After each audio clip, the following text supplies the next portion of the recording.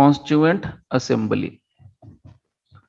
देखिए कॉन्स्टिट्यूएंट अभी हम लोग थोड़ा बेसिक में ही है, ठीक है। जब हम लोग आएंगे आर्टिकल्स पर तो मैं आर्टिकल्स में अलग से आप लोग को डिस्कस करूंगा, रिटन मोड में, पीडीएफ सब कुछ।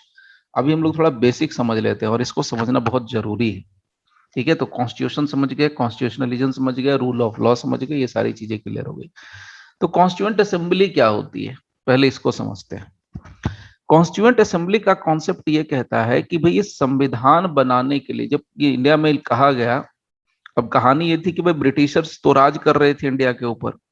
तो ब्रिटिशर्स जब इंडिया को रूल कर रहे थे, गवर्न कर रहे थे, एट दैट टाइम इंडिया में इंडियंस ने, जवाहरलाल नेहरू और जो पॉलिटिकल लीडर्स थे, जो भी पॉलिटिकल लीडर्स थे, कुछ पॉलिटिकल लीडर्स ने ये डिमांड करी कि ठीक है भारत को आप गवर्न कर रहे हैं, दैट इज द पॉइंट। यानी ब्रिटिशर्स गवर्न कर रहे हैं, लेकिन भारत के लिए कानून वो होना चाहिए जो भारत का अपना कानून होना चाहिए। ये नहीं कि वो लॉ होना चाहिए जो ब्रिटिशर्स बना करके दे रहे हैं, यानी कि लंदन से बन के आ रहा है कोई लॉ, या लंदन में कोई लॉ पास हो रहा है, लंदन में कोई लॉ इनेक्ट हो रहा है, और वहां से बने हुए लॉ हमारे ऊपर थोपे जाने चाहिए। यानी विक्टोरिया वहां से ओके कर रही है, अप्रूव कर रही है, और उस लॉ को हम यहाँ पर ढो रहे हैं, या उस लॉ का हम झूठ मूठ पालन कर रहे हैं, ये वाला सिस्टम था। तो कहा गया कि नहीं, भारत को गवर्न करने के लिए इंडिया का अपना खुद का एक कॉन्स्टिट्यूशन होना चाहिए। ये पहले डिमांड निकली। नेहरू रिपोर्ट वगैरह की बात हम लोगों ने लास्ट में किया था, उसमें भी ये बात आई थी। तो अब ये डिमांड तो उठ गई कि हाँ होना चाहिए। तो अब ये डिमांड उठी तो इसमें एक और चीज निकल के आई कि भाई सर्वसम्मति से निकलना चाहिए। तो सर्वसम्मति से मतलब कि सब लोगों का सहमति होना चाहिए, सब लोगों ने सपोर्ट करना चाहिए। अब सब लोगों ने सपोर्ट करना चाहिए तो कैसे सपोर्ट करना चाहिए, तो उसके लिए भाई इन्होंने इलेक्शन की बात करी और इलेक्शन हुआ। और इलेक्शन जब हुआ तो उस समय इलेक्शन से जो चुने हुए मेंबर थे, इलेक्शन से जो चुने हुए मेंबर थे, और ये जो हम लोग बात कर रहे हैं ये बिफोर पार्टीशन ऑफ इंडिया की बात कर रहे हैं। भारत का जब विभाजन नहीं हुआ, भारत का जब पार्टीशन नहीं हुआ था, so before partition there was an election, election हुआ था। और उस इलेक्शन में इलेक्टेड मेंबर्स हुए। और उस समय जो असेंबली, जैसे आज के डेट में हम लोग लोकसभा है, विधानसभा का इलेक्शन होता है, उसके अलावा हमारा राज्यसभा का होता है, तो ये अलग अलग सिस्टम बना हुआ है। तो वहां पर उस समय प्रोविंशियल असेंबली हुआ करती थी, जिसको हम लोग बोलते हैं प्रोविंशियल, क्योंकि प्रोविंस कहलाते थे वो। तो प्रोविंशियल, अब उसके डिटेल में जाने की जरूरत हम लोग को नहीं पड़ेगी। सो प्रोविंशियल असेंबलीज हुआ करती थी, यानी एक से अधिक है तो प्रोविंशियल असेंबलीज। तो प्रोविंशियल असेंबलीज का इलेक्शन हुआ। उस इलेक्शन में जो इलेक्टेड मेंबर्स थे, ये मेंबर्स चुने गए। जैसे अभी हम लोग एक तरीके से मान लीजिए कि लोकसभा का इलेक्शन होता है, तो लोकसभा में जितने भी हमारे स्टेट्स हैं वहां से सारे एमपी चुन के जाते हैं। उसी तरीके से उस जमाने में प्रोविंस थे, तो प्रोविंस में से जो लोग चुने गए, उन वो इलेक्शन जीत चुके, तो वो लोग चुने गए, तो उनको हम लोग इलेक्टेड मेंबर्स बोल रहे हैं। तो वो इलेक्टेड मेंबर्स जो प्रोविंशियल असेंबलीज में से निकल के आए, उनको हम elected members of provincial assemblies के नाम से जानते हैं। और वो इलेक्टेड मेंबर्स जो थे, उनकी जो टोटल नंबर जो थी बताई जाती है, टोटल नंबर्स वो थी 389। 389 ये हर जगह यही है। बहुत सारे कुछ कुछ बुक्स के अंदर गड़बड़ भी मिलती है, लेकिन एनसीईआरटी या आप चले जाएं विकिपीडिया वगैरह, जो ट्रस्टेड, जिसको हम लोग आज के डेट में मान चुके हैं, उसके बेस पर है कि 389 ही मिलेगा, ठीक है। So total number of members जो इलेक्टेड आए थे वो 389 आए थे। अब ये 389 मेंबर्स जो थे, ये सभी के सभी क्या थे, असेंबली का हिस्सा थे, सिर्फ असेंबली का हिस्सा थे, सिर्फ असेंबली का। नाउ असेंबली का हिस्सा हो गए। अब उसमें से क्या हुआ कि कुछ लोग जो हैं, कि खास करके जिसमें मेंबर्स जो आए, इन्होंने अपने अपनी तरफ से बातें रखी कि भाई हमें ये चाहिए, वो चाहिए, दिस चाहिए, दैट चाहिए, कॉन्स्टिट्यूशन के मामले में इस तरह का कॉन्स्टिट्यूशन चाहिए। अब यहां पर, अब जो कॉन्स्टिट्यूशन ड्राफ्ट करने की बारी आई, तो कॉन्स्टिट्यूशन ड्राफ्टिंग की जो पूरी की पूरी जिम्मेवारी थी वो कॉन्स्टिट्यूएंट असेंबली पर थी। तो मुद्दे वहां पर डिस्कस किए कि what was the issues before the members.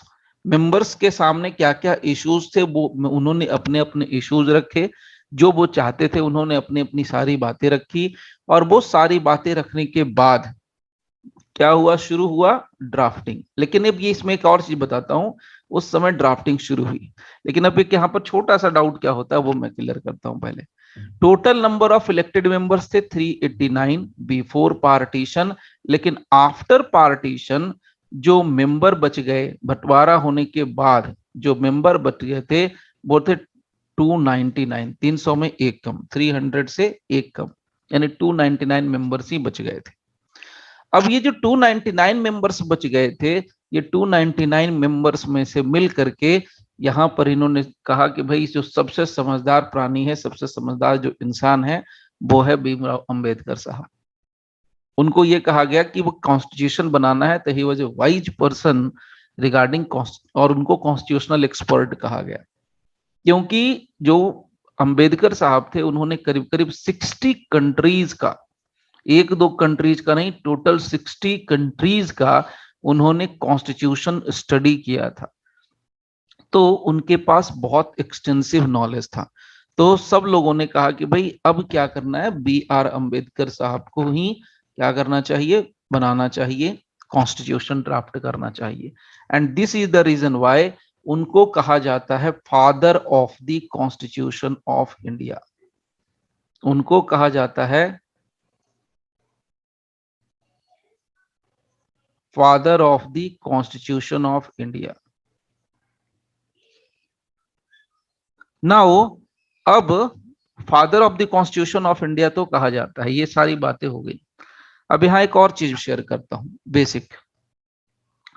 Constituent assembly जब पहली बार बन गई थी, तो कॉन्स्टिट्यूशन असेंबली जो बनी थी वो बनी थी, या मैं यहां पर आपको क्लियर कर देता हूं, देखिए कॉन्स्टिट्यूएंट असेंबली में 6 दिसंबर का दिन था, 6 दिसंबर 1946।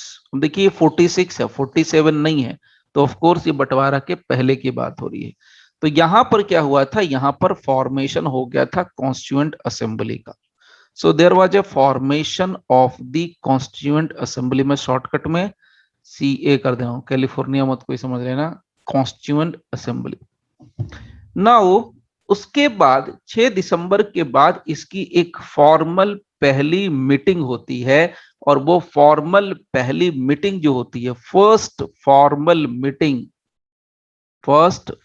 मीटिंग या मीटिंग भी कह सकते हैं, फर्स्ट फॉर्मल मीटिंग जो होती है वो होती है 9 दिसंबर 1946 को। और ये जो फर्स्ट फॉर्मल मीटिंग हुई 9 दिसंबर 1946 को, इसमें से लोगों ने डिमांड कर दिया कि भाई हमें कॉन्स्टिट्यूशन सर्वसम्मति से बनाना चाहिए। इसमें भी एक छोटी सी कहानी है कि भाई जो उस समय का दिन मुस्लिम लीग था, मुस्लिम लीग ने इसको बायकॉट किया था। And Muslim league because boycott किया कि उस मुस्लिम लीग का ये कहना था कि भारत का संविधान बन रहा है लेकिन हम इसके सपोर्ट में नहीं है। भाई क्यों नहीं है? वो कह रहे थे कि नहीं, पहले मेरा हिस्सा बांट के दो, पहले मेरा हिस्सा यानी टेरिटरी बांट के दो, एक पाकिस्तान बनाओ, हम अपना अलग संविधान बनाएंगे, तुम अपना अलग संविधान बनाना। So this was the demand by the Muslim League. मुस्लिम लोग ने उसी समय डिमांड कर दिया था। अब बाद में लोग कुछ भी बोले, वो अलग कहानी है, बहुत सारे लोग कुछ भी कह देते हैं हिस्टोरियंस, लेकिन this is the point legally जो हम लोगों को समझने के लिए। So there was a demand for a separate state, and Muslim League ने इसको बायकॉट किया था कि भाई कॉन्स्टिट्यूशन में हम सपोर्ट नहीं करेंगे। नाउ अब इसके बाद ये कहानी होती है 9 दिसंबर 1946 को, बॉयकॉट, ये वो दिस दैट, यहां पर सारी चीजें आई।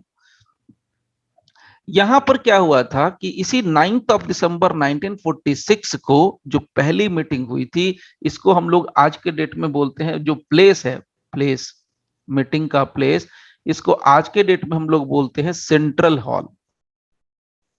इसको हम लोग बोलते हैं central hall, central hall of parliament, वही हुआ था, उसी को हम लोग बोलते हैं सेंट्रल हॉल ऑफ पार्लियामेंट बोलते हैं।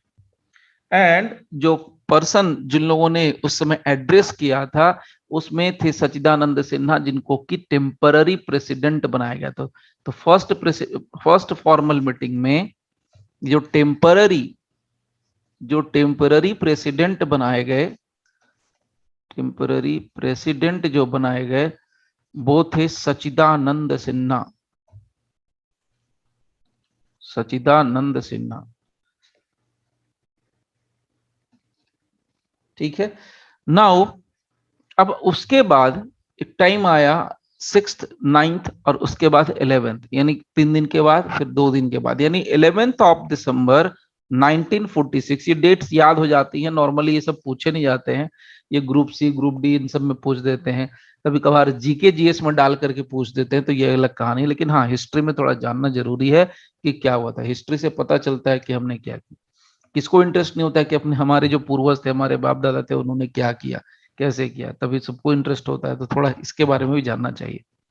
सो 11 दिसंबर 1946 में ये जो हमारा कॉन्स्टिट्यूएंट असेंबली था, उस असेंबली ने क्या किया, राजेंद्र प्रसाद को, राजेंद्र प्रसाद को प्रेसिडेंट डिक्लेयर किया, प्रेसिडेंट अपॉइंट कर दिया, डिक्लेयर क्या, अपॉइंट ही कर दिया, president appointed.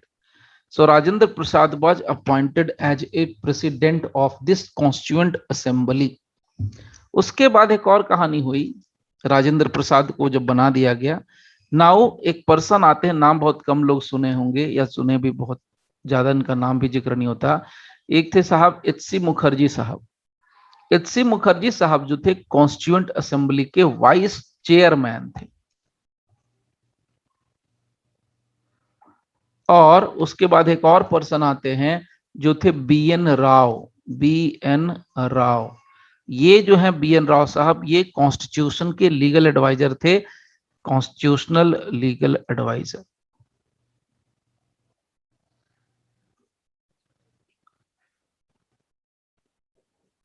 Now after that, ये सारी कहानी हो गई 11 दिसंबर 1946 को, and after that in the 13 दिसंबर 1946 जवाहरलाल नेहरू ने एक ऑब्जेक्टिव, ऑब्जेक्टिव रिजोल्यूशन, पहले इसको समझना है, टर्म को हम लोगों को पकड़ना है, ऑब्जेक्टिव रिजोल्यूशन। देखिए, लोग टर्म ही समझने में दिक्कत करते हैं। ऑब्जेक्टिव रिजोल्यूशन, ऑब्जेक्टिव का समझिए मतलब हो गया पर्पस, उद्देश्य, मकसद। तो सर्वसम्मति से हम ये चाहते हैं, हमारा प्रस्ताव है, रिजोल्यूशन का मतलब होता है प्रस्ताव, यानी प्रस्ताव का मतलब हमारी ये डिमांड है, हमारी हमारी ये ख्वाहिश है, हमारा ये डिजायर है कि हम पर्पस, हम इस पर्पस के लिए संविधान बनाना चाहते हैं। So that is called objective resolution, objective resolution. So that was 13 दिसंबर 1946। तो ऑब्जेक्टिव रिजोल्यूशन प्रेजेंट किया गया नेहरू की तरफ से, प्रेजेंटेड बाय नेहरू। सो नेहरू जी ने ये प्रेजेंट कर दिया कि हमारी जो ख्वाहिश है, हम ये चाहते हैं। ठीक है, दैट वाज। नाउ जो इन्होंने ख्वाहिश रखी थी ऑब्जेक्टिव रिजोल्यूशन की, ध्यान से सुनिएगा, ये बड़ा इंटरेस्टिंग पॉइंट है, ये जीके जीएस का पार्ट है एग्जाम के पॉइंट से। जो ऑब्जेक्टिव रिजोल्यूशन की जो ख्वाहिश इन्होंने रखी थी, जो ऑब्जेक्टिव रिजोल्यूशन रखा गया था, इसी रिजोल्यूशन को बाद में प्रियम्बल बना दिया गया, जो हम लोग आज के डेट में प्रियम्बल पढ़ते हैं ना, B the people of India, वो। सो यही जो है बेसिकली बाद में प्रियम्बल ऑफ द कॉन्स्टिट्यूशन बन गया। देखिए, हिस्ट्री में ये चीजें बड़ी क्लियर हो जाती हैं। अब नाउ, अब ये तो सबको पता है कि उस समय नेहरू खानदान का बड़ा दबदबा था, तो भाई कुछ नहीं था। 13 दिसंबर 1946 को जो इन्होंने दिया, उसको नेक्स्ट ईयर, अब ये देखिए 13 दिसंबर खत्म हो गया, अब उसके बाद ये जो नेक्स्ट मीटिंग होती है वो जनवरी में 1947 में होती है। सो 22 जनवरी 1947 को कॉन्स्टिट्यूएंट असेंबली की, संविधान सभा की एक नेक्स्ट मीटिंग होती है। उसमें जो ऑब्जेक्टिव रिजोल्यूशन था उसको यूनिनिमसली एडॉप्ट कर लिया गया, मतलब ले लिया गया, जैसे दिया था नेहरू जी ने एज इट इज उसको रख लिया गया। एडॉप्ट कर लेना, एडॉप्ट करना मतलब अपना लेना, एडॉप्ट मतलब होता है ना गोद लेना, तो हमने उसको अपना लिया। सो बिना किसी विरोध के, दैट इज द पॉइंट। इसमें एक ही चीज बात है कि बिना किसी विरोध के यूनिनिमसली एडॉप्ट कर लिया गया। नाउ अब ये 22 जनवरी 1947 को यहां पर अनयूनिवर्सली एडॉप्ट कर लिया गया, किस चीज को, ऑब्जेक्टिव रिजोल्यूशन को। ऑब्जेक्टिव रिजोल्यूशन का मतलब मैंने पहले बता दिया, आज के डेट का प्रियम्बल। नाउ अब इसी के बाद जब कहा गया कि ठीक है चलो संविधान में जो प्रियम्बल यानी हम क्या चाहते हैं वो तो हमारा डिक्लेयर हो गया, B the people of India, वो हम चाहते हैं वो हमने कर दिया। जिम्मेदारी किसको दी गई? सच्चिदानंद सिन्हा उस समय से, भीमराव अम्बेडकर साहब थे, उन सबको सब किया गया। नाउ अब कहा गया कि चलिए संविधान वाला काम तो हम लोगों ने ऑलमोस्ट डन कर दिया है, अब जो ड्राफ्टिंग कमेटी वाली कहानी आएगी अब आएगी आगे। लेकिन कहा कि संविधान से पहले, संविधान तो बनेगा लेकिन संविधान से पहले एक और चीज चाहिए कि भाई भारत का संविधान बना रहे हैं लेकिन भारत का जो रिप्रेजेंटेशन है वो कैसा होगा। हर एक देश को रिप्रेजेंट करने के लिए एक उसका सिंबल होता है, वो सिंबल कौन सा होगा? सिंबल का मतलब फ्लैग होता है, वो फ्लैग लग जाता है। आप देखिए ओलंपिक में कोई फ्लैग लग गया तो हम दूर से पहचान लेते हैं, अच्छा ये यूएसए का है, ये चाइना का है, ये इंडिया का है, ये जापान का है, ये रशिया का। उसी तरीके से भारत का कॉन्स्टिट्यूशन तो बन गया लेकिन पता कैसे चलेगा कि ये भारत का संविधान है? सो उसके लिए इन्होंने क्या करा कि एक बाद में एक और मीटिंग होती है 22 जुलाई के लगभग, 22 जुलाई 1947, इस समय जाके नेशनल फ्लैग को रख लिया गया, नेशनल फ्लैग को अडॉप्ट कर लिया गया। अब यहां देखिए एकदम नजदीक डेट आ गया, यानी 22 जुलाई 1947, 1947, एंड आफ्टर दैट आया हमारा अगस्त। तो 22 जुलाई के बाद सीधे हम लोग जंप मारते हैं 14 को, तो 14 को पाकिस्तान हो गया और बंटवारा हो गया, और उसके बाद 15 अगस्त को हमारा इंडिया आजाद हो गया। सो हमने यहां पर ले लिया इंडिपेंडेंस। अब जो इंडिपेंडेंस हो गया तो यहीं पर दो हिस्से बट गए, इंडिया के दो टुकड़े हुए, उसको हम एक टुकड़े को कहते थे डोमिनियन ऑफ इंडिया और दूसरा कहलाता था डोमिनियन ऑफ पाकिस्तान। दो टुकड़े हुए, एक हो गया dominion of India, dominion of Pakistan. तो डेट तो सबको पता ही, कोई भूलने वाली बात है नहीं।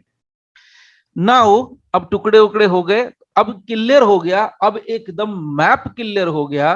क्योंकि देखिए ध्यान से समझिएगा, ये टुकड़े होने का झगड़े की जो शुरुआत है ना, वो मुस्लिम लीग ने जहां पर बायकॉट किया था 9 दिसंबर 1946 को, वहीं से बीज लग गया था। सो 9 दिसंबर 1946 में ही मुस्लिम लीग ने जो बॉयकॉट कर दिया था, 1946 में ही कहा था कि नहीं मेरे को तो सेपरेट डोमिनियन चाहिए। जिन्ना जिसके एक तरीके से रिप्रेजेंटेशन में थे, जिन्ना साहब, तो वो रिप्रेजेंट कर रहे थे। बाद में उनकी बड़ी खराब मौत हुई, ऑक्सीजन की कमी से हॉस्पिटल नहीं गया, ऐसे आम आदमी की तरह मर गए, बड़ी खराब मौत हुई थी।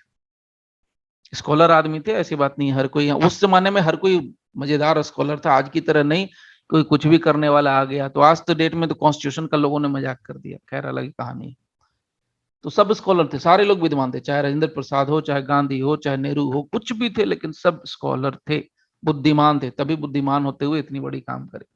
आज हम भले गालियां दे दें कि तुमने 70 साल में क्या किया, 40 साल, बुद्धि थी तभी तो 70 साल राज कर लिया। बुद्धू तो नहीं थे ना, बुद्धि थी, बुद्धि थी, बुद्धू नहीं थी।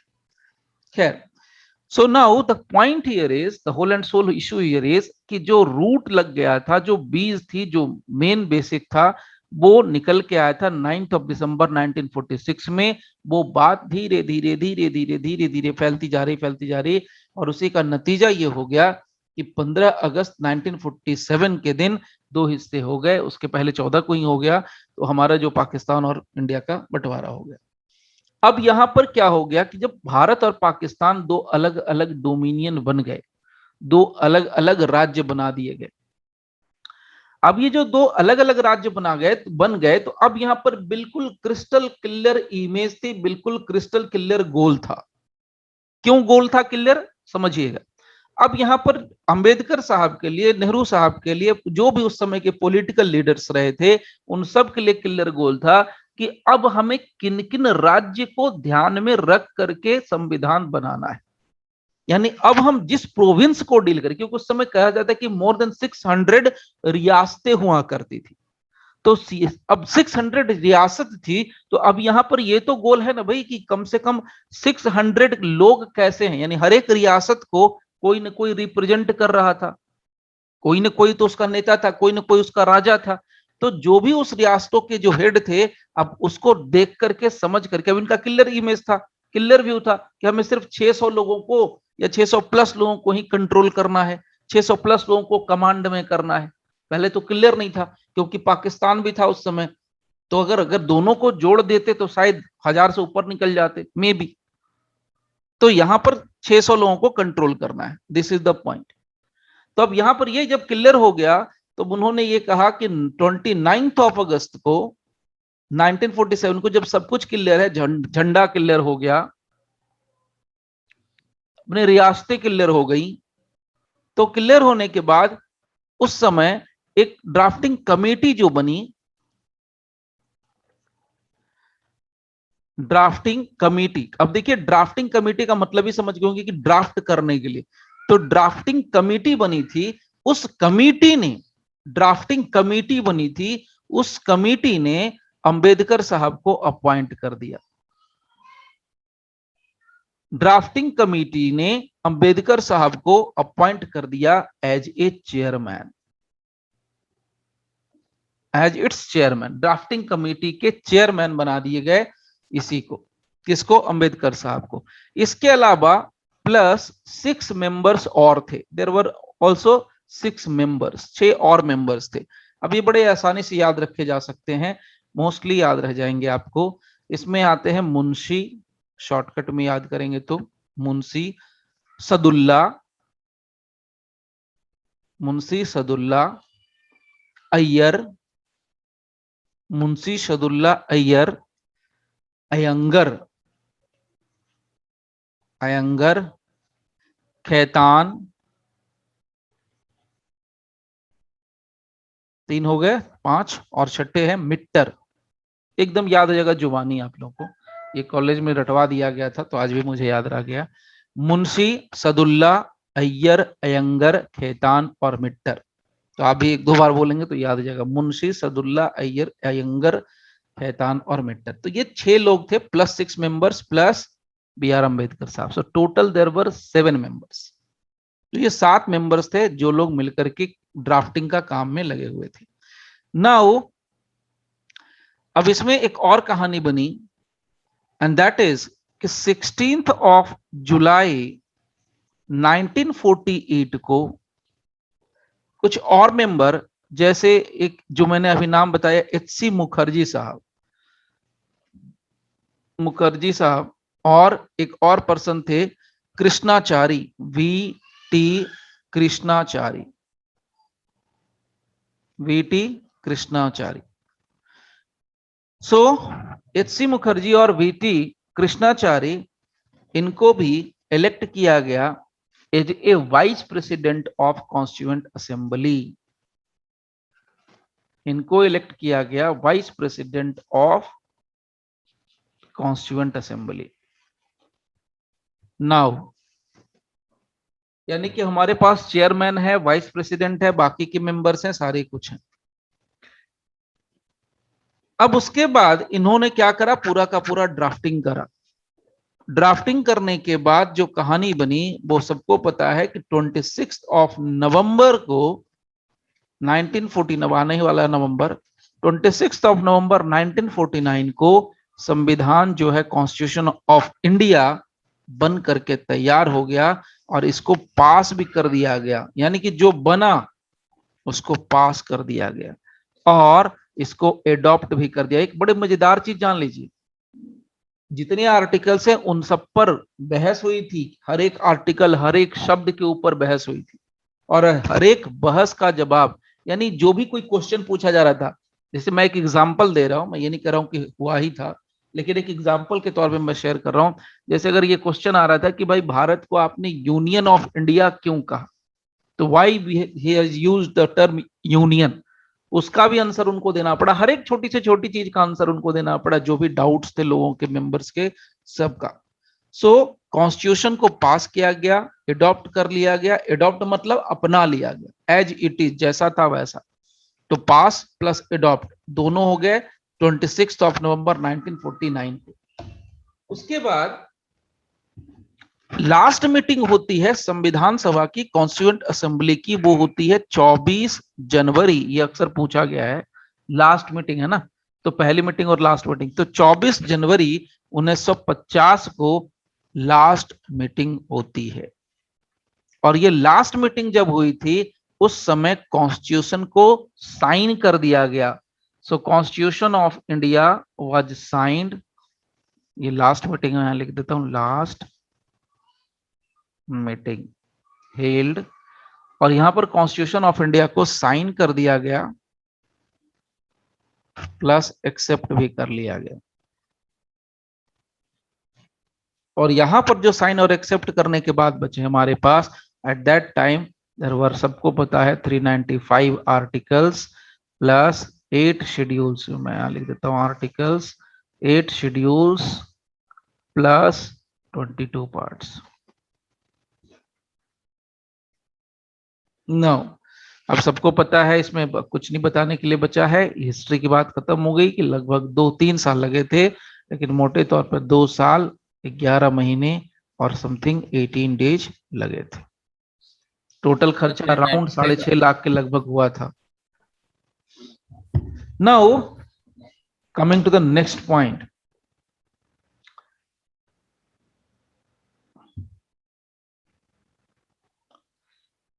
अब देखिए, अब जरा धीरे धीरे आ जाते हैं, तो बेसिक से बेसिक चीज आ गए। अब देखिए ऐसा है कि हमारा जो कॉन्स्टिट्यूशन ऑफ इंडिया है वो बन के तैयार हो गया, हमने उसको एडॉप्ट कर लिया, हमने उसको साइन कर लिया। देखिए एडॉप्ट करना, गोद ले लेना अलग चीज है, और सब उसको मान ले। जैसे हम जाते हैं बाहर, एक बच्चे को गोद लेके ले लिया, तो ठीक है मैंने गोद लिया, आपने गोद लिया, लेकिन क्या बाकी के मेंबर उसको एक्सेप्ट कर रहे हैं? This is the point.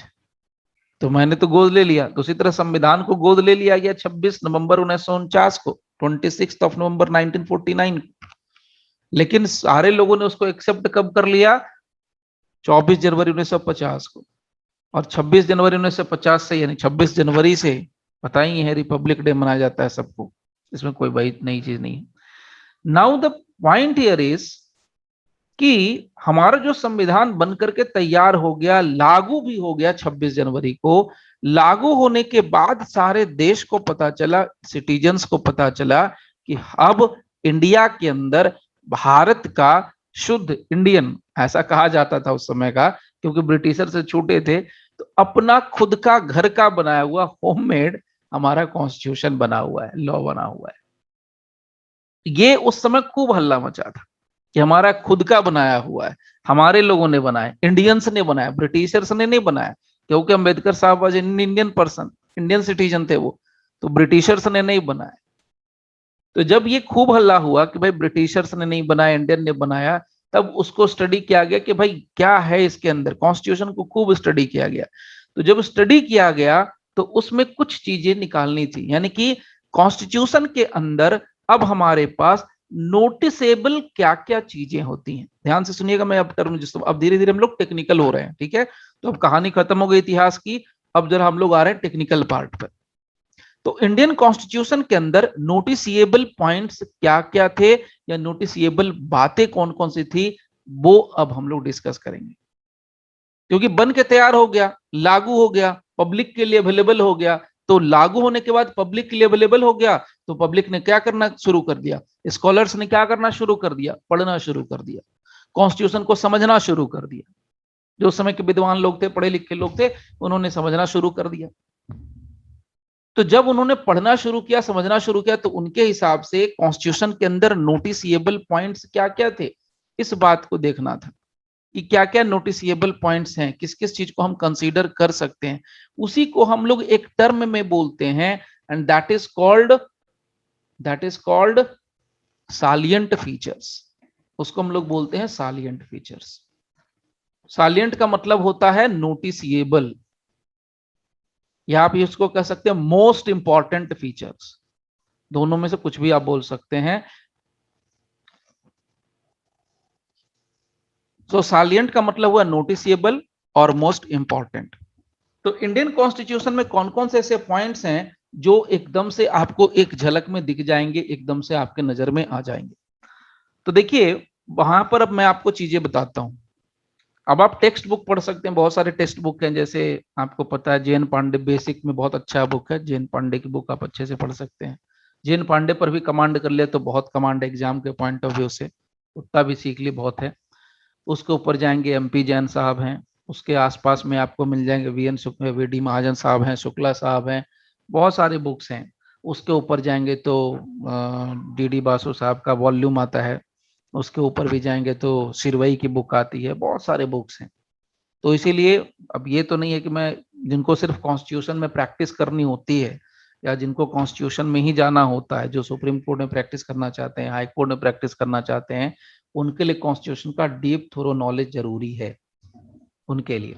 और अगर नहीं भी आप करते हैं, अगर आप ट्रायल कोर्ट में करते हैं, तो भी कॉन्स्टिट्यूशन का नॉलेज होना जरूरी है एज ए प्रैक्टिशनर। उससे ही बड़ी चीज जजमेंट राइटिंग में ये काम आता है। ठीक है, इस चीज को जान लीजिए। अगर आप जुडिशरी की भी तैयारी कर रहे हैं तो भी जजमेंट राइटिंग में काम आएगा, इस चीज को जानना चाहिए। तो मैं ये कह रहा था कि जब आप इसके बारे में पढ़ेंगे, यानी कि सालिएंट फीचर्स के बारे में पढ़ेंगे, तो कहीं 8 सालिएंट फीचर्स मिलेगा, यानी 8 मिलने वाले हैं, कहीं 11 मिलने वाले, 11 मिलेंगे। लेकिन मैं ना 8 बताने वाला हूं तो 11 बताने, मैं आपको और डिटेल में लेके जाऊंगा। तो मैं 20 प्लस, अराउंड 20 और 20 प्लस आपको सालिएंट फीचर्स बताऊंगा। यानी ऑलमोस्ट आप समझ लीजिए कि कॉन्स्टिट्यूशन का हर एक वो पार्ट हम लोग टच कर देंगे जो कि नोटिसिएबल है, जो कि मोस्ट इंपॉर्टेंट पार्ट है। ठीक है, तो जैसे हम लोग कोई बुक खरीदते हैं, जरा समझिएगा, जब भी कोई हम नई बुक, चलिए आप सपोज थोड़ी देर के लिए मान लीजिए कि आप कोई बुक फेयर में गए, बोलते हैं ना हिंदी में पुस्तक मेला, तो आप गए किसी पुस्तक मेले में, दिल्ली में खूब लगता है इंटरनेशनल बुक फेयर। तो गए आप क्या करते हैं, आपकी नजर जब बुक पर जाती है तो सबसे पहले आप बुक को उठाते हैं और उसको आप देखते हैं, ऑब्जर्व करते हैं। तो आप उसकी सबसे पहले क्या देखते हैं कि कितना मोटा है, कितना वॉल्यूम है, एक वॉल्यूम है, कितने पेजेस हैं, मतलब उसका आप आउटर लुक देखते हैं, आउटर व्यू देखते हैं। अब थोड़ा सा उसके अंदर आप जब देखेंगे तो आपको पता चलेगा कि कितने पेजेस हैं, क्या है, this and that. Outer look से बहुत चीजें समझ में आती हैं। उसी तरीके से जब हमारे कॉन्स्टिट्यूशन ऑफ इंडिया को जब बना दिया गया, आउटर लुक में एक बात बाहर बहुत पहले से फैल गई थी। जब भी बना था, जब अडॉप्ट हो गया, जब लागू हो गया, लागू होने के बाद लोगों को पता चला कि चलो भारत ने लागू कर दिया। तो क्या लागू किया, जरा देखते हैं भाई। जैसे समझिए इस चीज को बहुत सिंपल लैंग्वेज में, लेमन की लैंग्वेज में अगर समझें, तो होता क्या है, किसी की शादी फिक्स होती है, आपके पड़ोस में किसी की शादी फिक्स हो गई। अरे भाई, तो लड़की आएगी, तो लड़की आ गई घर में, जब शादी होके परमानेंटली आ गई, तभी तो आप उसको जानना, बुझना, समझना, बात करना शुरू करते हैं। तभी पता चलता है, अच्छा ठीक है, इसका नेचर क्या है, बिहेवियर क्या है, कैसी है, क्या खानदान की है, रईस है, गरीब है, क्या है, दिस है, दैट है। सिमिलरली जब तक कोई चीज लागू नहीं हो रही है, जब तक आ नहीं रही है, तब तक हम कैसे जानेंगे। तो कॉन्स्टिट्यूशन लग गया तो पता चल गया लोगों को। तो सबसे बेसिक चीज जो लोगों को पता चली कि भारत का जो कॉन्स्टिट्यूशन है, कॉन्स्टिट्यूशन ऑफ इंडिया है, वो एक रिटन कॉन्स्टिट्यूशन है।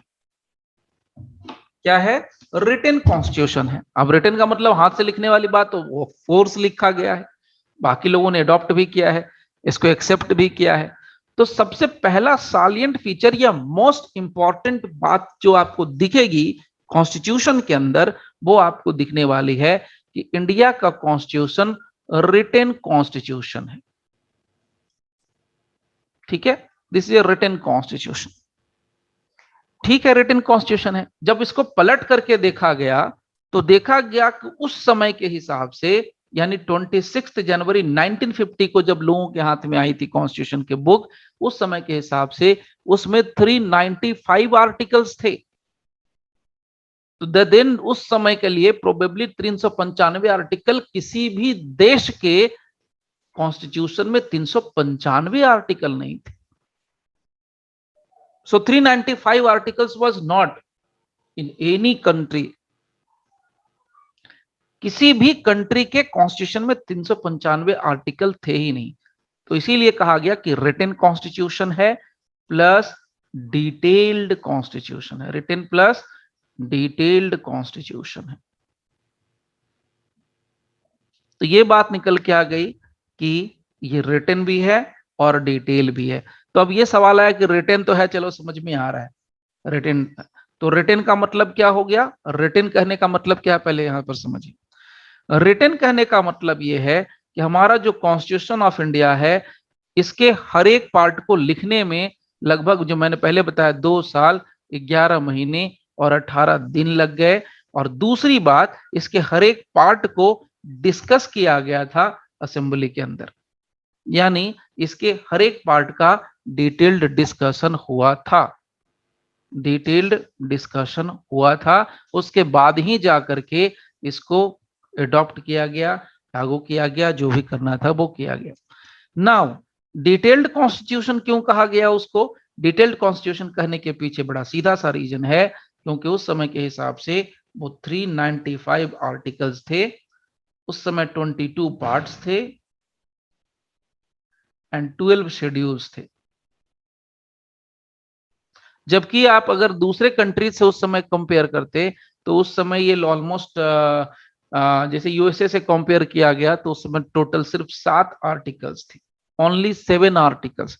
उतना बड़ा देश है यूएसए, उसमें सिर्फ 7 आर्टिकल, और हम लोग 395 आर्टिकल्स में भी प्लस माइनस हो रहे हैं। अगर फ्रांस की बात करें तो फ्रांस में टोटल 89 आर्टिकल्स या 90 आर्टिकल्स के लगभग थे। तो उस हिसाब से बहुत ज्यादा, बहुत ही ज्यादा था इंडिया का कॉन्स्टिट्यूशन, और है। सो नाउ सबसे पहली बात। दूसरी बात, इंडियन कॉन्स्टिट्यूशन के बारे में कहा जाता है, जो मैंने आपको सिंपल पहले ही कहा कि एक इंडियन ने बनाया तो इसको कहा गया self made, self made and enacted constitution. इसको कहा गया सेल्फ मेड और इनैक्टेड कॉन्स्टिट्यूशन। यानी कि सेल्फ मेड का मतलब तो बड़ी सीधी सी बात है, एक भारतीय ने भारत के लोगों के लिए लिखा है। So Indian constitution is a constitution made by the people of India. क्यों कहा गया सेल्फ मेड? क्योंकि constitution of India is made by the people of India, made by the people of India. ठीक है, सो सेल्फ मेड कहा गया। अब ये सेल्फ मेड तो था ही, इसके अलावा एक और, इसके साथ एक और चीज जुड़ती है कि ये जो बनाने वाले लोग थे, यानी कॉन्स्टिट्यूशन ऑफ इंडिया को लिखने वाले जो लोग थे, बनाने वाले लोग थे, वो ड्यूली इलेक्टेड थे। They were duly elected members, elected members plus representative body, that is constituent assembly, representative body, representative body, that is constituent assembly, constituent assembly। एक तो ये क्लियर हो गया। सो सेल्फ मेड हो गया और इनैक्टेड कॉन्स्टिट्यूशन है, तो क्यों है वो समझने की बात थी, वो आपको मैंने शेयर करी। इनैक्टेड का मतलब है यहाँ पर 26 जनवरी को हमने उसको लागू कर दिया, उसके पहले 24 को हमने एक्सेप्ट कर लिया, ये सारी चीजें। नाउ द थर्ड इंपॉर्टेंट और noticeable point here in the Indian constitution is, the salient feature is, वो है प्रियम्बल, वो है प्रियम्बल। क्योंकि जो प्रियम्बल है इंडियन कॉन्स्टिट्यूशन का, इसको अभी तक का वेल ड्राफ्टेड कॉन्स्टिट्यूशन कहा जाता है या वेल ड्राफ्टेड डॉक्यूमेंट कहा जाता है। It is called as well drafted documents, well drafted document preamble को कहा जाता है। और ये प्रियम्बल कहता क्या है? प्रियम्बल में अगर हम जाएं देखने के लिए, चलिए मैं इसे शो कर देता हूं, ये रहा प्रियम्बल। और ये जो वेल ड्राफ्टेड हमारा प्रियम्बल है, इसमें क्या है वो सबको पता है और होना भी चाहिए ऑफ कोर्स। क्या? B the people of India having, अब इसको देखिए यहां पर अगर कोई ध्यान से प्रियम्बल भी पढ़ लेना तो कॉन्स्टिट्यूशन का बहुत सारा पार्ट जो है बहुत अच्छे से समझ में आता है। और एक चीज मैं आपको और बता देता हूं, जो लोग कॉन्स्टिट्यूशन में प्रैक्टिस करते हैं, सर्विस मैटर्स में डील करते हैं, रिट में डील करते हैं, उनको प्रियम्बल बड़े मजे से समझ में आता है। हम लोगों ने अक्सर ऐसे बहुत सारे केसेस देखे हैं जहां हाई कोर्ट जज को कन्विंस कर लेते हैं लॉयर्स, किस चीज पे? प्रियम्बल पे जाके कन्विंस कर लेते हैं, सीधा बोल देते हैं कॉन्स्टिट्यूशन में ये प्रियम्बल है, इसको अचीव करने के लिए हमने ये लॉ बनाया, यानी कनेक्शन कहीं ना कहीं प्रियम्बल के साथ कनेक्ट कर देते हैं। और जहां प्रियम्बल में दिख गया जज को, कनेक्ट कर दिया और वो कन्विंस कर दिया लॉयर ने कि देखिए प्रियम्बल से कैसे कनेक्ट होता है, तो बात ही खत्म हो गई। तो ये भी एक बड़ा इंटरेस्टिंग सा फैक्ट है, वो आपको जानना चाहिए। तो यहाँ पर प्रियम्बल में कुछ नहीं है, प्रियम्बल में हमारे पास क्या है? अब यहाँ पर देखिए मेन चीज क्या है वो जरा समझिएगा। यहाँ पर जो मेन चीज है यहीं पर लिखी गई है। अब इसमें बहुत सारे चीज, बहुत छोटी छोटी माइनर चीजें होती हैं, वो मैं आपको क्लियर कर दे रहा हूं। फॉर एग्जाम्पल, यहां पर देखिए कुछ चीजें बोल्ड में आपको लिखी हुई मिल रही हैं, B the people of India. तो बोल्ड में लिखने का मतलब क्या है कि किसने बनाया। तो देखिए यहां पर क्लियर है, we the people of India, बड़ी बेसिक चीज शेयर कर रहा हूं।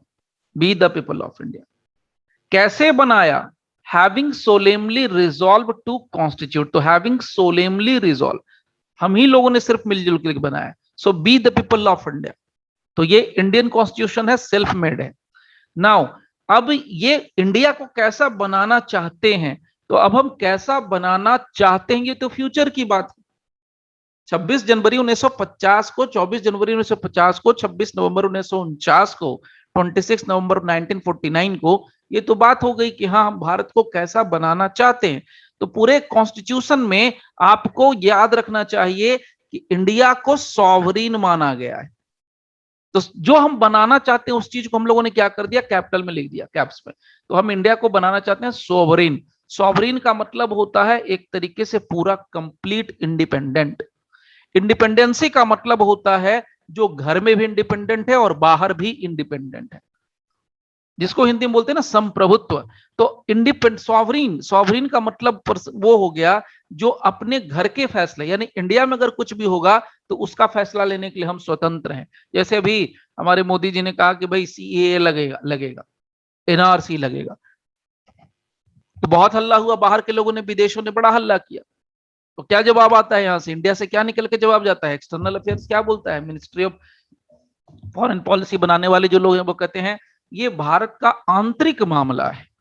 अब जब आप कभी भी ये लाइन आप सुनते हो तो इसका मीनिंग समझने की कोशिश कीजिए। जब भी वो बोलते हैं भारत का आंतरिक मामला है, आंतरिक मामला है तो इसका मतलब क्या है, आप अंदर में कुछ भी करो, हम कुछ भी कर सकते हैं। लेकिन अब इसमें भी एक छोटी सी चीज समझिएगा ध्यान से, जब भी हम कहते हैं कि भारत का आंतरिक मामला है, तो आप भारत में है, आपका घर का मसला है, आप कुछ भी कीजिए। तो आपके घर का मसला आप कुछ भी करिए, लेकिन आप घर का मसला आप कुछ भी कर सकते हैं, लेकिन आप सब कुछ नहीं कर सकते हैं। आपके घर का मसला है, इंडिया का मामला है, तो अगर इंडिया ने किसी तरह की कोई भी ट्रिटी साइन कर रखी है किसी दूसरे कंट्री के साथ, संयुक्त राष्ट्र संघ, यूनाइटेड नेशंस ऑर्गेनाइजेशंस के साथ, यूएन के साथ अगर कोई ट्रिटी वगैरह साइन कर रखी है, कोई इंटरनेशनल समझौते वगैरह साइन कर रखे हैं, अगर उन समझौतों का किसी न किसी तरीके से वायोलेशन होता है, ट्रिटी के किसी आर्टिकल का, ट्रिटी के किसी क्लॉज का वायोलेशन होगा, तो जो बाहर की कंट्रीज हैं, जो अंतरराष्ट्रीय देश हैं, इंटरनेशनल जो कम्युनिटी है, वो भारत के ऊपर डायरेक्ट प्रेशर बना सकता है, डायरेक्ट प्रेशर बना देगा। और प्रेशर बनाने का तरीका क्या होता है, प्रेशर बनाने का तरीका सबसे पहले होता है जो आपने सुना होगा, क्या करते हैं, बिजनेस ठप कर देते हैं। सबसे आसान काम उनके लिए होता है बिजनेस ठप कर देना। उससे क्या होगा, कॉमर्स खराब, बिजनेस खराब। तो आप सोच लीजिए कि आपका घर में कोई चीज बहुत ज्यादा होती है, जैसे बहुत से लोगों को ये चीज समझते नहीं है, तो मैं जरा बड़ो बिल्कुल बेसिक चीज है बताता हूँ। सपोज कीजिए हम लोग एक किसान आदमी, वी आर ए फार्मर्स, अभी ऐसे भी किसानों की बड़ी बात चल रही है। तो किसान है तो इसका मतलब क्या हर फसल उगा लेते हैं, जरूरी तो नहीं है। हो सकता है कि हमारी जहां पर किसानी चलती है, हम जहां पर खेती करते हैं, वहां पर सिर्फ और सिर्फ गन्ने की खेती हो सकती है। चावल दाल गेहूं आलू प्याज कुछ नहीं हो सकता, दाल तेल कुछ नहीं हो सकता। तो क्या हम सारे बच्चों को, अपने घर वालों को गन्ना खिला के रख सकते हैं सारे साल के लिए, पूरे महीने के लिए सिर्फ गन्ना चूस के रह सकते हैं, नॉट पॉसिबल। हम गन्ना से अपने परिवार का पेट नहीं भर सकते। अगर हमारे यहाँ सिर्फ गन्ना ही होता, बहुत सारे ऐसे क्षेत्र हैं, दार्जिलिंग में सिर्फ चाय ही होता है, चावल की हो नहीं होता वहां।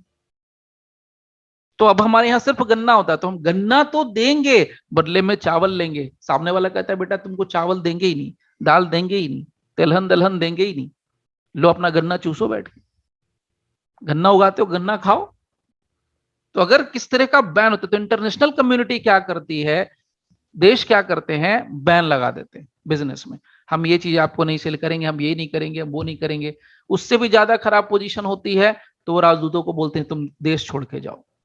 यानी इंडिया, सपोज कीजिए कि बहुत खराब सिचुएशन आ जाएगी, तो मान लीजिए जैसे इंडिया पाकिस्तान में अक्सर खराब सिचुएशन होता है, तो पाकिस्तान की एम्बेसी बुलाएगी, पाकिस्तान के जो गवर्नमेंट ऑफिशियल्स हैं वो बोलेंगे ठीक है आप मेरा देश छोड़ के जाइए, आपको यहाँ रहने की जरूरत नहीं है। हम जो राजनयिक संबंधित, उसको भगाने का मतलब है कि हम आपके साथ कोई रिश्ता नहीं रखना चाहते। रिश्ता रखना है तभी तो हम आपको रखे हैं घर में, तो रिश्ता नहीं रखना है तो इसलिए आप अपना मेरा देश छोड़ के जाओ। तो सॉवरिन का मतलब क्या होता है? सॉवरिन का मतलब होता है भाई कि आप अपने घर के फैसले लेने के लिए स्वतंत्र हैं और बाहर के भी फैसले लेने के लिए स्वतंत्र है। यानी इंटरनेशनल कम्युनिटी के साथ हमें क्या बिहेव करना है, हमारी क्या फॉरेन पॉलिसी होगी, उसमें हम किसी के साथ गुटबाजी नहीं कर सकते। गुटबाजी समझते होंगे, जैसे अपने मोहल्ले में ले लीजिए, अपने गांव में पड़ोस में ले लीजिए, शहरों में ले लीजिए, अड़ोस पड़ोस में हमेशा है ना टीम चलती है, टीम ए, टीम बी, टीम सी, टीम डी। हर कोई चाहता है कि मेरा मेंबर बढ़े, मेरा मेंबर बढ़े। तो इंडिया का कहना था कि भाई नहीं नहीं, हम तो किसी के साथ नहीं रहेंगे। उस समय इसको कहा जाता है तटस्थ पॉलिसी, कि हम किसी का मेंबर नहीं रहेंगे, ना तो हम यूएस के साथ जाएंगे ना तो किसी और के साथ जाएंगे। ये रसिया के साथ गए थे, अलग कहानी है, वो बहुत लंबी कहानी है। तब रसिया भी नहीं हुआ करता था, तब वो होता था, सोवियत संघ हुआ करता था। तो वो सोवियत संघ के साथ हम लोग का ज्यादा रिलेशन था उस समय के। 1991 के आसपास सोवियत संघ का विघटन हो गया, खत्म हो गया। उस समय जो लास्ट मुझे याद है जहां तक, मिखाइल गोर्बाचोव कुछ नाम था उनका, वही उस समय हेड हुआ करते थे। उन्हीं को सत्ता से हटाया गया और उसके बाद रसिया आया, रसिया बना। तो now the point here is, sovereign का मतलब होता है जो घर के फैसले, यानी जो आंतरिक फैसले हैं, जो अंदरूनी फैसले हैं, उन फैसलों को लेने के लिए कोई बाहरी शक्ति दबाव नहीं डाल सकता है। और बाहर में अगर मुझे कुछ फैसला लेना है, मुझे किस देश के साथ रिश्ता रखना है, किसके साथ नहीं रखना है, वो फैसले करने के लिए स्वतंत्र है। तो हमें क्या अचीव करना है? तो सॉवरीन। अब ध्यान से सुनिएगा मेरी बात को। सॉवरीन मतलब ये होता है, तो भारत के संविधान के अंदर आर्टिकल 1 से लेके आर्टिकल 395 तक, आर्टिकल 1 से लेकर के 395 के बीच में अगर कोई भी आर्टिकल ऐसा होगा जो सॉवरीन प्रोविजन को खत्म करता है, तो उस आर्टिकल को खत्म कर दिया जाएगा, क्योंकि हमको अचीव करना है सॉवरिनिटी को। और सपोज कीजिए कि कोई ऐसा अनुच्छेद है नहीं। अगर कोई आर्टिकल है या कोई प्रोविजन, सरकार कोई ऐसे दिमाग खराब हुआ सरकार का, तो कोई ऐसा प्रोविजन उन्होंने बना दिया जो सॉवरीन के जो अचीवमेंट हमारी है, प्रीएम्बल के अंदर जो सॉवरीन वर्ड है, इसका किसी न किसी तरीके से वायोलेशन करता है या इसके अगेंस्ट जाता है, तो हम उस आर्टिकल को क्या कर देते हैं? खत्म कर देते हैं, या तो कोर्ट जुडिशियल रिव्यू के अंदर खत्म कर देती है। ये पावर होता है जुडिशियल रिव्यू का। इसीलिए जो नेता होते हैं मोस्टली जुडिशियल रिव्यू से डरते हैं, लेकिन अब तो वो भी नहीं डरते, अब तो कोर्ट ही डरने लगी। अभी आप लोगों ने रिसेंटली सुना भी होगा, ये तो आज के डेट में अब एक स्लोगन चल गया है जुडिशियल फील्ड के अंदर, कि सुप्रीम कोर्ट कोई भी फैसला दे, सुप्रीम कोर्ट के फैसले को देखने वाला कोई ना कोई एजेंसी होना चाहिए। क्यों? क्योंकि हो सकता है कि अगला जो कोई जज है राज्यसभा के मेंबर बन जाए। ये आजकल एक स्लोगन चल गया है, आजकल एक नारा चल गया है, वो जो गोगोई साहब ने कर दिया ना, उसकी वजह से हर एक जज के ऊपर शक की नजर देखी जा रही है। ठीक है, और खास करके उन मामलों पर जहां पर गवर्नमेंट के सपोर्ट में कोई फैसला दिया जा रहा है तब। ठीक है, तो यहां पर देखिए सॉवरिन का मुद्दा आ गया। उसके बाद सोशलिस्ट, तो सोशलिस्ट का मतलब तो सबको पता है। सोशलिस्ट अब डिटेल आगे हम लोग डिस्कस करेंगे, नो डाउट। सोशलिस्ट का मतलब होता है समाजवाद। अब समाज के लिए तो समाजवाद में सबको लेके बराबर चलना है, कोई गरीब नहीं, कोई अमीर नहीं, सबको ऑलमोस्ट बराबर करना है। इसी पॉइंट को लेकर के, सोशलिस्ट को लेकर के, अब ध्यान से सुनिएगा, सोशलिस्ट का मतलब हो गया समाजवाद। समाज में क्या है? समाज में अनेकता है। अनेकता क्यों है? आपके पास 100 बीघा जमीन है, मेरे पास 1 बीघा छोड़िए, एक टुकड़ा जमीन नहीं। आपके पास खाने के लिए 56 भोग का खाना है, हम तो 2 दिन से भूखे सो रहे हैं भाई, मेरे पास तो पानी का ग्लास भी नहीं, पानी भी नहीं। अनेकता है, डिफर है, सब क्या बोलते हैं, डिफरेंस है, बहुत बड़ा गैप है। तो बहुत बड़ा गैप है, तो इस गैप को खत्म करना पड़ेगा। वो गैप किसी भी रीजन से आ सकता है। हिंदू धर्म की बात करें तो धर्म के, नहीं सॉरी, धर्म के पॉइंट से गैप आ सकता है कि हिंदू रिलीजन में बहुत सारे लोग हैं जो कि राजा महाराजा थे, या उस समय मुस्लिम लोग थे तो राजा महाराजा थे। तो मुस्लिम्स राजा हैं तो हिंदू उस समय प्रजा है, तो हिंदू गरीब है, हिंदू को खाने के लिए नहीं है। अगर किसी राज्य के अंदर हिंदू राजा है तो मुस्लिम सारे गरीब भिखारी पड़े हैं, उनको खाने का नहीं है। ये सिस्टम था, तो देयर वाज अ डिफरेंस। तो उस डिफरेंस को खत्म करने के लिए सोशलिस्ट किया गया। अब सुनिए एक और कहानी। सोशलिस्ट को ही भूदान आंदोलन से जोड़ा गया। भूदान आंदोलन भी आपको मैं बताऊंगा आगे, भी सब धीरे धीरे अपने आप आएगा।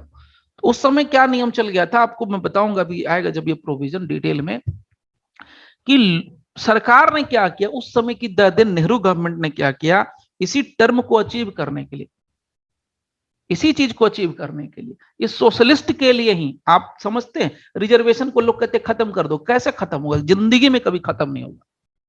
रिजर्वेशन कभी ना खत्म हुआ है ना कभी होगा, और अगर खत्म हुआ तो जितना ज्यादा आग लगेगा इस कंट्री के अंदर शायद ही मुश्किल है। क्यों? सोशलिस्ट चीज के चलते, सोशलिस्ट वर्ड के चलते। क्योंकि हमें समाज के अंदर, सोसाइटी के अंदर बराबरी, हम कहते हैं कि हम सबको बराबर करेंगे, कहां बराबरी है? उस बराबरी को अचीव करने के लिए तो हमारे यहाँ गैप क्यों होता है? या तो धर्म के नाम पर गैप हो गया, चलिए धर्म को साइड करते हैं, तो हमारे यहाँ गैप दूसरा किस रीजन से होता है? अगर हमारा धर्म के नाम पर, अगर रिलीजन के नाम पर गैप नहीं है, डिफरेंस नहीं है, तो दूसरा रीजन क्या है? कास्ट। कास्ट के नाम पर गैप है। वो कहता है जी मैं तो टॉप क्लास ब्राह्मण हूं, कोई कहता है जी मैं क्षत्रिय हूं, अगर हिंदू रिलीजन की बात करें तो गैप है वहां पे। किसी के पास बहुत शक्ति है, किसी के पास कुछ भी नहीं है, कोई छुआछूत कर रहा है। तो देखिए जो प्रोविजन बना है अनटचेबिलिटी का, सोशलिस्ट में जाकर टकराएगा। ध्यान से सुनिएगा, अभी हर एक चीज को मैं यहीं से जोड़ दूंगा, आपको कनेक्ट कर दूंगा, आपको अपने आप सब कुछ क्लियर होगा, लिंक हो जाएगा सब। तो जो अनटचेबिलिटी का प्रोविजन है सोशलिस्ट में जाके मिल जाएगा।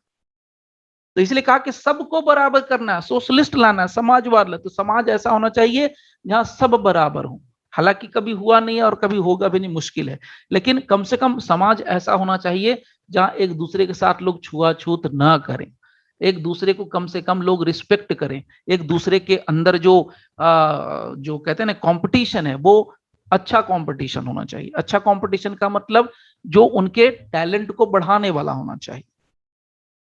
तो अब यहां पर क्या है कि अगर सरकारी नौकरियों की बात करिए रिजर्वेशन में, तो एक पर्टिकुलर कम्युनिटी हर एक टॉप मोस्ट क्लास में बैठी हुई है, और SC ST OBC जो बेचारे हैं, जो नीचे के दर्जे के लोग हैं, वो कहते जी हम तो है ही नहीं कहीं पर, तुम कानून बनाओ हम भोगते रहेंगे।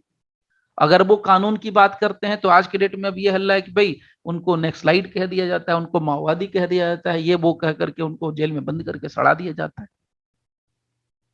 तो कहां से आएगा सोशलिस्ट? तो इसीलिए रिजर्वेशन को खत्म करना बड़ा मुश्किल है, टेक्निकली समझिए, टेक्निकली। अब सरकार कुछ भी करे तो सरकार करेगी तो सजा भी तो सरकार को नहीं मिलेगा, पब्लिक को। सरकार मतलब क्या? एक ही आदमी कोई होता है। आज जैसे लोग मोदी मोदी कर रहे हैं, तो मोदी अकेले तो नहीं कर रहे हैं, उनकी टीम भी है। तो पब्लिक को सजा मिलती है उसकी, लोगों को सजा मिलती है उसकी। तो सोशलिस्ट जब आप वर्ड को पकड़ लेंगे, समझ लेंगे ना, इसलिए इसको पढ़ के सिर्फ याद मत कीजिए, अगर आप इसको कनेक्ट कर पाए ईमानदारी से, एग्जाम के पॉइंट ऑफ व्यू से तो पढ़िए, नो डाउट। लेकिन मैं आपको हर चीज में हमेशा कहता हूं, किसी चीज को आप समझ लेंगे ना, तो आपको लिंक करना, कनेक्शन करना, रीड विथ करना इतना आसान हो जाएगा। अब आप इस सोशलिस्ट को आप किसी भी एक्ट के साथ कनेक्ट करके देख सकते हैं। किसी भी एक्ट का कोई भी ऐसा प्रोविजन होगा जो सोशलिस्ट वर्ड के अगेंस्ट चला गया, वो प्रोविजन खत्म। वो प्रोविजन खत्म, जान लीजिए। और अगर नहीं खत्म है तो कोर्ट में चैलेंज करते हैं लॉयर, इसी चीज को तो पकड़ते हैं। जो लॉयर चैलेंज करते हैं, कहते जी आर्टिकल 14 का वायलेशन करता है, 12 का करता है, इसका उसका तिसका करता है, कहां से करते हैं? वो बड़े अच्छे से इन वर्ड्स का मतलब समझते हैं। They know how to connect the meanings, they know how to connect the articles, they know how to connect the provisions, word के मीनिंग के साथ, परीक्षा के पॉइंट ऑफ व्यू से नहीं, अंडरस्टैंडिंग के पॉइंट ऑफ व्यू से। ठीक है? तो सोशलिस्ट का मतलब बहुत सारे एग्जांपल्स है, मैं एक एक एग्जांपल पे जाऊंगा तो बहुत टाइम लगेगा, इसलिए मैं आपको इन शॉर्ट थोड़ा थोड़ा शेयर कर दे रहा हूं। सेक्युलर में तो कुछ बताने के लिए है। सेक्युलर का मतलब होता है धर्मनिरपेक्ष, सबको पता है। एक होता है पंथ निरपेक्ष, मैं हिंदी में ज्यादा जाऊंगा नहीं। तो सेक्युलर में तो सबको पता है कि भाई हम किसी भी धर्म को नहीं मानते। ये बहुत बड़ी बात है, बहुत बड़ी बात है। अगर इसको आप समझने लगे तो बहुत बड़ी बात है। हम किसी भी धर्म को नहीं मानते, यानी भारत का संविधान जो है किसी भी धर्म को नहीं मानता। समझिए एक तरीके से नास्तिक संविधान है। इंडियन कॉन्स्टिट्यूशन इज ए नास्तिक कॉन्स्टिट्यूशन, आप कह सकते हैं अपनी भाषा में, लेमन की लैंग्वेज। क्यों? हम किसी भी भगवान को, गॉड को नहीं मानते। लेकिन नहीं मानने का मतलब ये नहीं है कि अगर कोई मानता है तो उसको हम लात जूता मारेंगे। इसीलिए अगर कोई क्रिश्चियन आदमी है, वो अपने घर में हिंदू गॉड की फोटो रखता है, मूर्ति रखता है, मुसलमान की मुस्लिम धर्म की पूजा करता है, सिख धर्म की पूजा करता है, वो इवन दो वो principally mainly he is a Christian person, by birth वो क्रिश्चियन है, माता पिता के गर्भ से जब जन्म लेके आया तब वो क्रिश्चियन ही था, लेकिन वो हिंदू धर्म की पूजा करता है, मुस्लिम की पूजा करता है, इस्लाम सिख की करता है, जैन की करता है, सबकी करता है। उसको कोई मार नहीं सकता, कोई पीट नहीं सकता कि नहीं। अभी जो हो रहा है वो गलत हो रहा है। मतलब तुम हिंदू हो तो तुम इस्लाम की पूजा नहीं कर सकते, तुम इस्लाम हो तो तुम्हारे घर में देवता नहीं निकल सकते, तुम्हारे घर में देवी देवताओं की पूजा नहीं होती। अभी देखिए आप लोगों, बहुत से लोगों को पता होगा, ये आप कभी गूगल और यूट्यूब पे वगैरह देख सकते हैं, न्यूज वगैरह में खूब निकलता है। बिहार यूपी के अंदर एक बड़ा फेमस त्योहार होता है छठ का। यूपी झारखंड, आजकल एमपी में भी हो, दिल्ली में भी हो गया, महाराष्ट्र में लोग, बस जहां जहां बिहार यूपी वाले भरे पड़े हैं, पूर्वांचल वाले लोग करते हैं। इतना ज्यादा इम्पैक्ट है, इतना ज्यादा इम्पैक्ट है इस त्योहार का, इस पर्व का। दो रीजन लोग बोलते हैं, भगवान जाने क्या रीजन है, लेकिन रीजन है कि ये खुद करने वाला है, इसमें कोई मंत्र तंत्र नहीं होता, ये खुद से लोग अपनी श्रद्धा से करते हैं। इसमें कोई ब्राह्मण की जरूरत नहीं करती, ब्राह्मण मीन्स पंडित की जरूरत नहीं है। जैसे शादी के लिए कर्म कांड इसमें नहीं लगता है, कोई पंडित आके मंत्र नहीं पढ़ेगा इसमें कि हाँ भाई मंत्र पढ़ेंगे तभी सक्सेस मिलेगा, नहीं। अब चूंकि इसमें किसी के थर्ड पार्टी का इंटरफेरेंस है ही नहीं, इसमें कोई वाया मीडिया है ही नहीं, तो खुद ही अपनी श्रद्धा है, तो श्रद्धा इतनी शक्तिशाली होती है, अपनी सोच इतनी शक्तिशाली होती है, अपना इनर जो वॉइस इतना शक्तिशाली होता है, लोग कहते हैं कि भगवान से जो मांगते हैं वो मिल जाता है, इच्छा पूरी हो जाती है। एक तो ये रीजन है। दूसरा, इसी रीजन को पकड़ने के बाद इतने बहुत सारे जो मुस्लिम्स हैं या दूसरी कम्युनिटी के लोग हैं वो भी करते हैं। आप सर्च कीजिएगा गूगल पर, बहुत सारी चीजें मिल जाएंगी इससे रिलेटेड, दूसरे धर्मों के लोग। अब वो कोई दूसरा धर्म का लोग अगर कर रहा है तो उसको जाके आप पीट नहीं सकते हैं कि भाई तुम इस्लाम के हो, प्रिंसिपली तुम इस्लाम फॉलो करते हो, सारे साल तुम जाते हो मस्जिद में, नमाज पढ़ते हो 5 टाइम का, और अभी छठ में तुम छठ करते हो, तो उसको जाके नहीं डंडे से पीट सकते। दिस इज सेक्युलरिज्म, ये होता है सेक्युलरिज्म। लेकिन आज के डेट में पीट देते हैं छठ डंडे से लेके, तो सेक्युलरिज्म। तो इसीलिए लोग आज के डेट में, आप बहुत बार सुनते होंगे, हम लोग सुन के कान से उड़ा देते हैं, एक कान से सुनते हैं दूसरे कान से निकाल देते हैं। लोग कहते हैं आज जो संविद बहुत बुद्धिमान जो लोग हैं, टैलेंटेड लोग हैं, आप कभी सर्च कीजिए उन लोगों को, तो वो क्या चिल्ला चोट वाले लोग नहीं है, इस बात को मैं आगे थोड़ा बताऊंगा। तो जो बहुत बुद्धिमान लोग हैं वो कहते हैं कि संविधान का आज से पहले कभी इतना खराब हालत नहीं था, यानी जो आपने कॉन्स्टिट्यूशन में लिखा है उसका सबसे खराब हालत कभी नहीं हुआ। यानी कॉन्स्टिट्यूशन को लोग बर्बाद कर रहे हैं, कॉन्स्टिट्यूशन तबाह है, कॉन्स्टिट्यूशन खत्म है आज के डेट में, इसीलिए लोग कहते हैं। बहुत सारे रीजंस और भी हैं, ठीक है। तो जैसे अभी आपने रिसेंटली सुना होगा, राजस्थान में हुआ, एक दलित को पकड़ के पीट दिया, मार दिया। तो दलित को पकड़ के पीट दिया, मार दिया, कहाँ है सोशलिस्ट वर्ड? तो सोशलिस्ट वर्ड की वजह से सब हो रहा है। अब वो दलित है तो उसको भी बराबरी से खाने पीने जीने का अधिकार है, लेकिन आप उसको एक दलित का टैग दिए, ठीक है, दलित का टैग इसलिए दिया गया कि उसको हम ऊपर ले जाएं, अपलिफ्ट करें, लेकिन आप उसके साथ छुआछूत कर रहे हैं, उसकी तरक्की बर्दाश्त नहीं कर रहे हैं। एमपी में भी लास्ट ईयर ऐसा हुआ, एक धोबी के लड़के, वो बेचारा खानदानी धोबी था, बहुत साफ सुथरा अच्छा चकाचक कपड़े पहन के रोड पे निकला, तो 4-5 जो अपर कम्युनिटी के लोग थे उन्होंने उसको पकड़ के पीटा, इतना पीटा कि मर ही गया। लास्ट ईयर हुआ था शायद। क्यों भाई, तो इतने अच्छे कपड़े पहन के तू कैसे जाएगा? बहुत बार आप सुनते होंगे आजकल न्यूज में, मेरे मोहल्ले से बारात नहीं गुजरेगी। ये सब सोशलिस्ट में जाकर टपकता है, वहां जाके आप कनेक्ट करिए इसको। कहाँ है समाजवाद? मेरे मोहल्ले से नहीं जाएगी, माने दलितों की बारात अपर कम्युनिटी के लोगों के दरवाजे से नहीं जाएगी। अब इसी को सेक्युलर से जोड़ दीजिए, मस्जिद के पास से नहीं गुजरेगी, मुस्लिम्स के मोहल्ले से नहीं, या कोई भी धर्म हो सकता है, any religion, any community, any caste, कुछ भी हो सकता है। वर्ड इतना बड़ा है कि इसको इंटरप्रेट करें तो बहुत टाइम लगेगा। उसी तरीके से आता है, नेक्स्ट आता है डेमोक्रेटिक रिपब्लिक। तो देखिए डेमोक्रेटिक का मतलब क्या है? डेमोक्रेटिक का मतलब होता है कि लोगों के द्वारा चुने हुए, डेमोक्रेटिक सबको पता है, डेमोक्रेटिक तो लोगों के द्वारा चुनी हुई सरकार। और उसके बाद एक और टर्म जोड़ दिया, रिपब्लिक। तो रिपब्लिक और डेमोक्रेटिक बड़े मजेदार वर्ड हैं, अगर इसको समझ गए तो बहुत, प्रियम्बल को ही समझ गए तो बड़ा इंटरेस्टिंग चीज है। डेमोक्रेटिक में आता है वर्ड, जो डेमोक्रेटिक आता है वो आता है डेमोक्रेसी से। और डेमोक्रेसी में आप समझ रहे हैं, इसको बोलते हैं प्रजातंत्र। प्रजातंत्र कुछ नहीं है, डेमोक्रेसी क्या है? What is democracy? डेमोक्रेसी एक तरीके से देश चलाने का, किसी राज्य को चलाने का एक मेथड है। जैसे मोनार्की, मोनार्की क्या होता है? राजतंत्र होता है, यानी राजा जब देश को चलाए तो उसको मोनार्की बोलते हैं। जब प्रजा देश को चलाएगी, लेकिन ठीक उल्टा, जब प्रजा देश को चलाएगी तो उसको डेमोक्रेसी बोलते हैं। लेकिन हमारे यहाँ डायरेक्ट, अब देखिए डेमोक्रेसी दो तरह की होती है। There are two types of democracy. एक डेमोक्रेसी होती है जिसको बोलते हैं डायरेक्ट डेमोक्रेसी, और दूसरा होता है इनडायरेक्ट डेमोक्रेसी। और यह कहा जाता है कि डायरेक्ट डेमोक्रेसी जो होती है काफी अच्छी होती है इनडायरेक्ट डेमोक्रेसी से। लेकिन भारत में लोग डायरेक्ट डेमोक्रेसी नहीं लाना चाहते हैं, इनडायरेक्ट डेमोक्रेसी ही लाना चाहते हैं जानबूझ करके। इसके पीछे लॉजिक है, रीजन है। There are two types of democracy. Indirect democracy में क्या होता है? इनडायरेक्ट डेमोक्रेसी में पहले समझिएगा फर्क, डायरेक्ट डेमोक्रेसी और इनडायरेक्ट डेमोक्रेसी। तो डायरेक्ट डेमोक्रेसी में सिस्टम ये है कि जनता यानी प्रजा जो है वो क्या करती है? लॉ मेकिंग अथॉरिटी में, यानी कानून बनाने की प्रक्रिया में, लॉ मेकिंग प्रोसीजर में डायरेक्ट पार्टिसिपेट करती है। यानी अगर कोई भी लॉ अगर बनेगा, सपोज कीजिए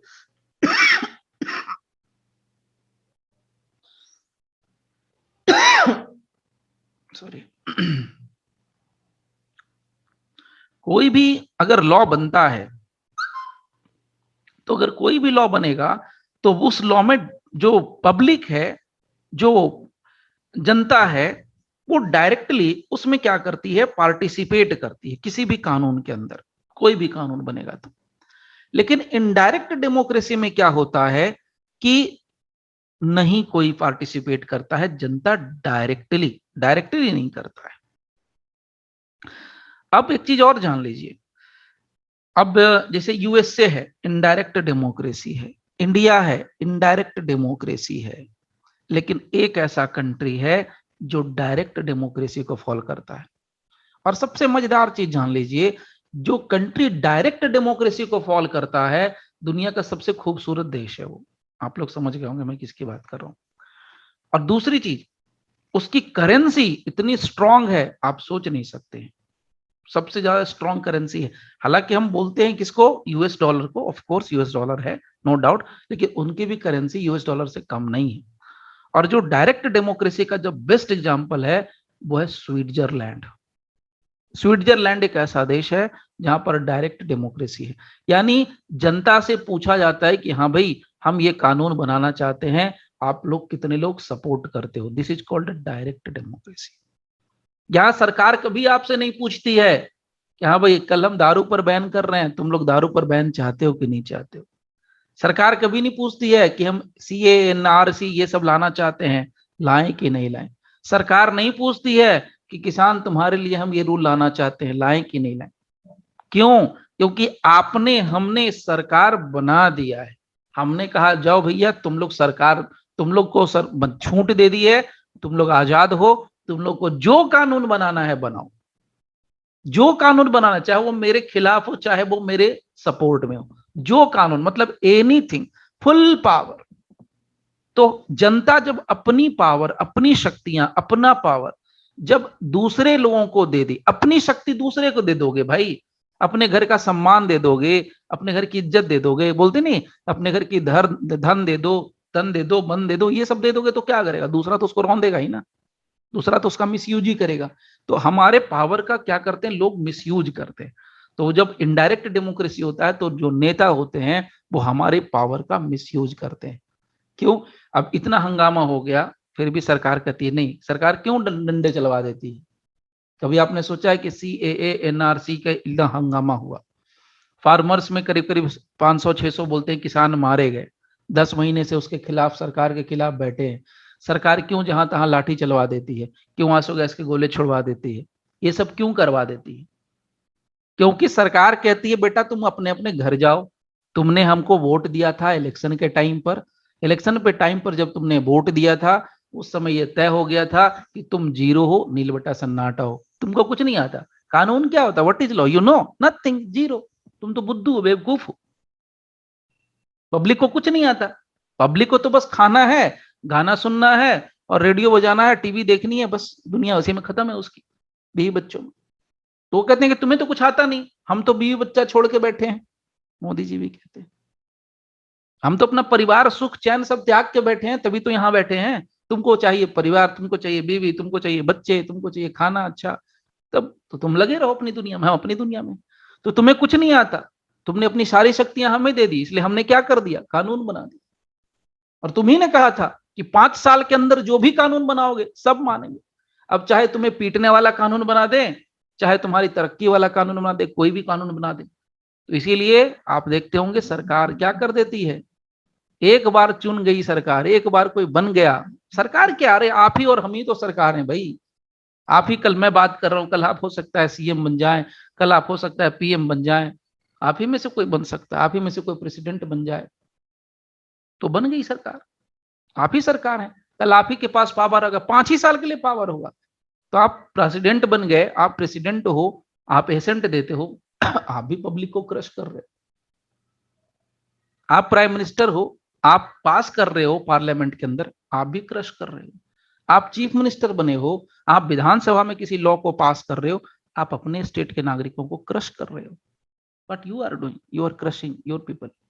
अगर आप पीपल के अगेंस्ट के बना रहे हो, पीपल के डिजायर के अगेंस्ट बना रहे हो, पीपल के विश के अगेंस्ट बना रहे हो कोई लॉ, तो और पीपल को उसको झेलना पड़ता है। This is what is democratic.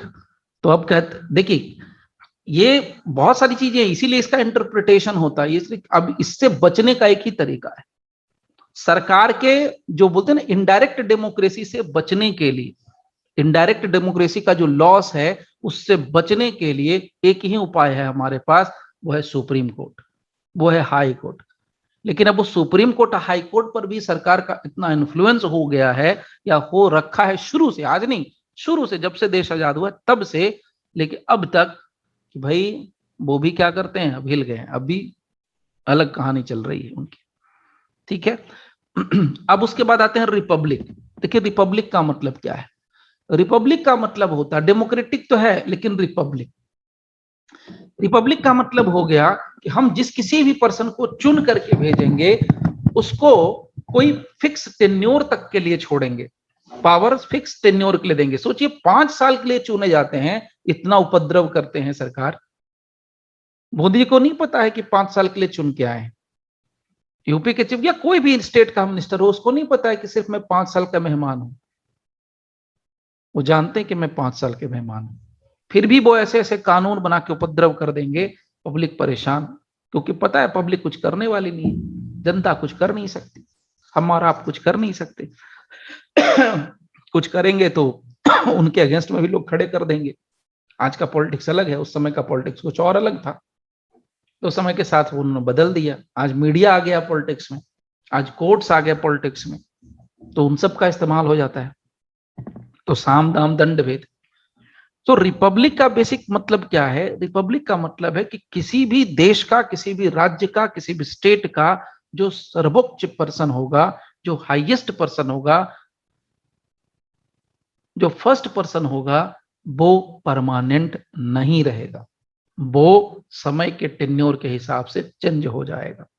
भले उसका री इलेक्शन हो सकता है लेकिन वो फिक्स नहीं होता है। तो इसीलिए हमारे देश में अगर कोई राष्ट्रपति बनता है तो उसका फिक्स्ड टेन्योर है 5 साल, कोई प्रधानमंत्री बनता है तो 5 साल, सीएम बनता है तो 5 साल, जो टर्म बना के रखा। अगर हमने 3 साल का बनाया तो 3 ही साल रहेगा, 2 साल का बनाया तो 2 ही साल रहेगा, उससे ज्यादा नहीं रह सकता है।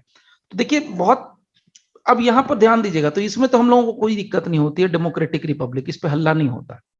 लेकिन मेन जो हमारे यहाँ आर्टिकल भरे पड़े हैं कॉन्स्टिट्यूशन के, या जो आपको खूब सारा हल्ला मिलेगा और जुडिशियल रिव्यू सबसे ज्यादा जिसपे होता है, वो है सॉवरेन तो छोड़ दीजिए, 2 टर्म सोशलिस्ट और सेक्युलर, अभी तक में इन 2 वर्ड के ऊपर सबसे ज्यादा। इसीलिए आप सुनते होंगे कि भाई जो ओवैसी साहब हैं वो खूब बोलते हैं कॉन्स्टिट्यूशन कॉन्स्टिट्यूशन कॉन्स्टिट्यूशन, वो खूब इस्तेमाल करेंगे secular secular secular secular secular. ठीक है। उसी तरीके से अब यहां देखिए, जस्टिस, लिबर्टी, इक्वलिटी, अब आ गया। फिर अब ये सब तो लेंगे ही लेंगे, ये सब तो करना ही है अचीव, इसके साथ जस्टिस, लिबर्टी और इक्वलिटी। अब लिबर्टी अलग शब्द है, जस्टिस अलग है, इक्वालिटी अलग है। तो जस्टिस किसको मिलना चाहिए? पब्लिक को, सिटीजन्स को। लिबर्टी किसको चाहिए? सिटीजन्स को। इक्वालिटी किसको चाहिए? सिटीजन्स को चाहिए, सिटीजन्स को चाहिए। और उन सब के बीच में ये सारी चीजें आनी चाहिए। क्या आनी चाहिए? ये and to promote among them all fraternity assuring the dignity of the individual. अब डिग्निटी तो वही रहा ना इंडिविजुअल का, so dignity of the individual, unity and integrity of the nation. तो ये सब आया, यूनिटी और इंटीग्रिटी ये सब बाद में ऐड हुआ है। तो इंडिविजुअल की डिग्निटी, लेकिन अभी इस पर भी एक बार बवाल मचा था, मैं आपको थोड़ा हिंट देता हूं कैसे होता क्या है। हमारा जो सीआरपीसी है यहां पर जाके अटकता है, यानी सीआरपीसी के साथ इसको हम लिंक करते हैं, पूरे होल एंड सोल सीआरपीसी। मतलब समझ रहे हैं? क्रिमिनल प्रोसीजर, इंडिया का जो क्रिमिनल जस्टिस सिस्टम है या इंडिया का जो क्रिमिनल प्रोसीजर कोड है, वो डिग्निटी ऑफ इंडिविजुअल के अगेंस्ट जाता है। क्यों? क्योंकि हो क्या जाता है, even though we are following the principle कि जब तक कोई कोर्ट किसी पर्सन को कन्विक्ट नहीं कर देता है, तब तक हम उसको नहीं बोल सकते कि वो अपराधी है।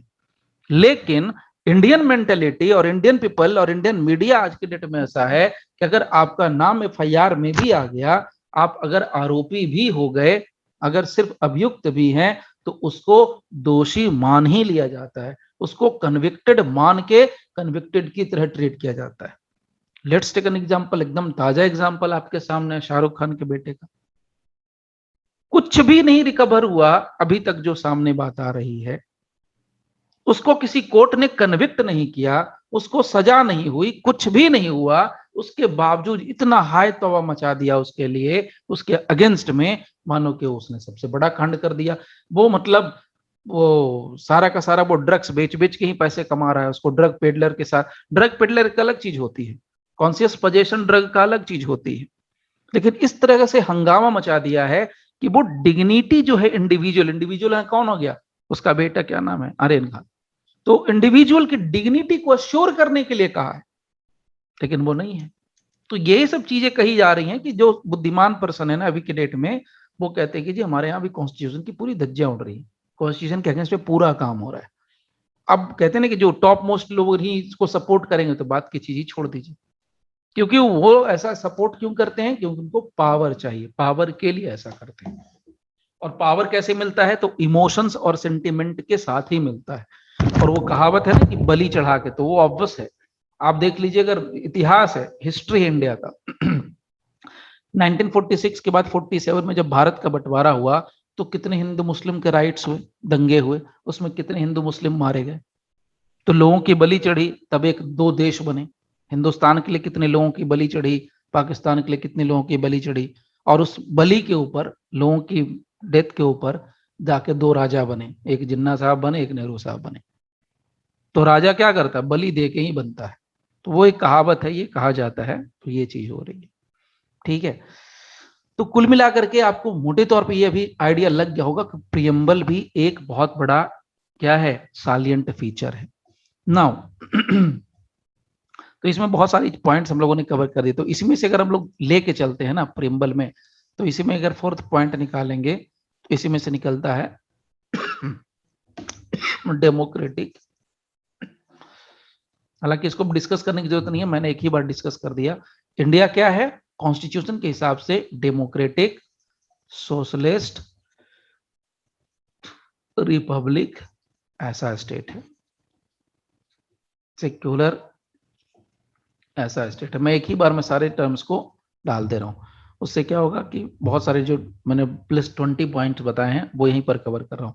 लेकिन अगर मैं एक एक पॉइंट को डिस्कस करूंगा, तो यहाँ पर डेमोक्रेटिक अलग होगा, सोशलिस्ट अलग हो जाएगा, रिपब्लिक अलग होगा, सेक्युलर अलग हो जाएगा। कहने का मतलब है कि अगर मैं इसको 5th में डालूंगा, तो India is a secular state, India is a democratic state, sorry socialist state, Republic state, इस तरीके से करके पॉइंट निकल जाएगा। चलिए, तो मैं सीधे इसको आगे लेता हूं। सो 5, 6, 7 तक आ जाएगा, तो मैं सीधा 8th पॉइंट लेता हूं। 8th पॉइंट में क्या आ जाएगा? इंडियन कॉन्स्टिट्यूशन के हिसाब से भारत का जो संविधान है वो क्या है, उसका नोटिसिएबल, मोस्ट नोटिसिबल पिक्चर क्या है? उसका मोस्ट नोटिसेबल फीचर ये है कि India is A union of states, union of states.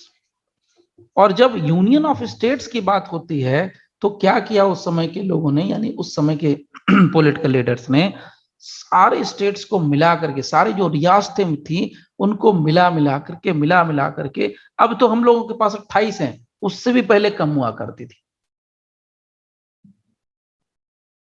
अभी हम लोगों के पास देखिए कितने सारे हमने बंटवारे कर दिए, बिहार झारखंड बांट दिया, एमपी को तोड़ दिया, उधर हमने एमपी उत्तराखंड हो गया, और भी बहुत सारे स्टेट, छत्तीसगढ़ तोड़ दिया, इस तरीके से बहुत सारे स्टेट्स हमने बांट दिए इस वजह से।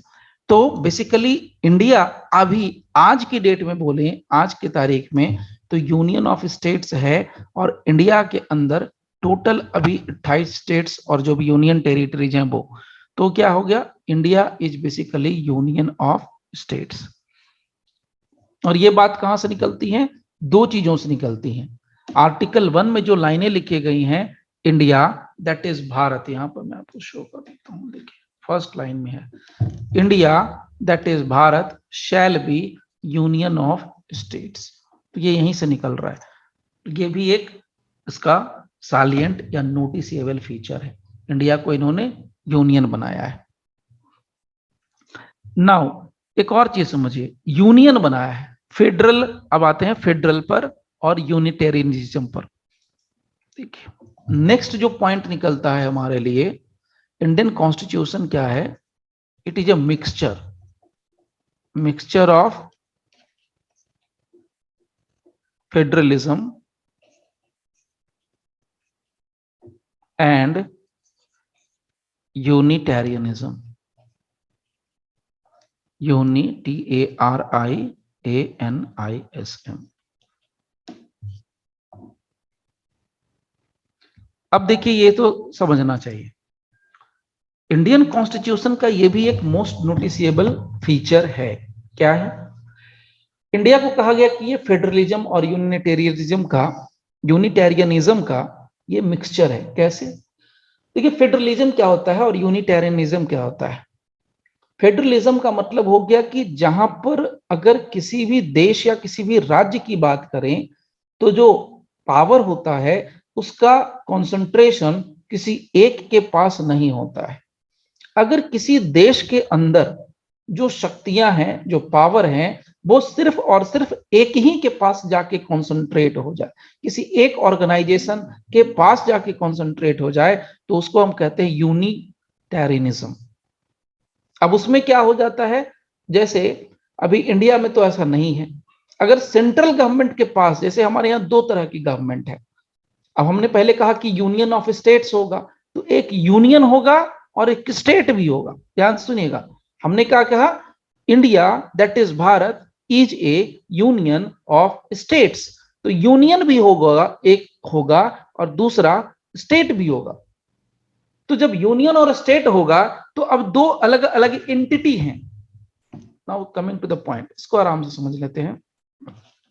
हमारे यहाँ यूनियन भी है और स्टेट्स है, स्टेट नहीं स्टेट्स है।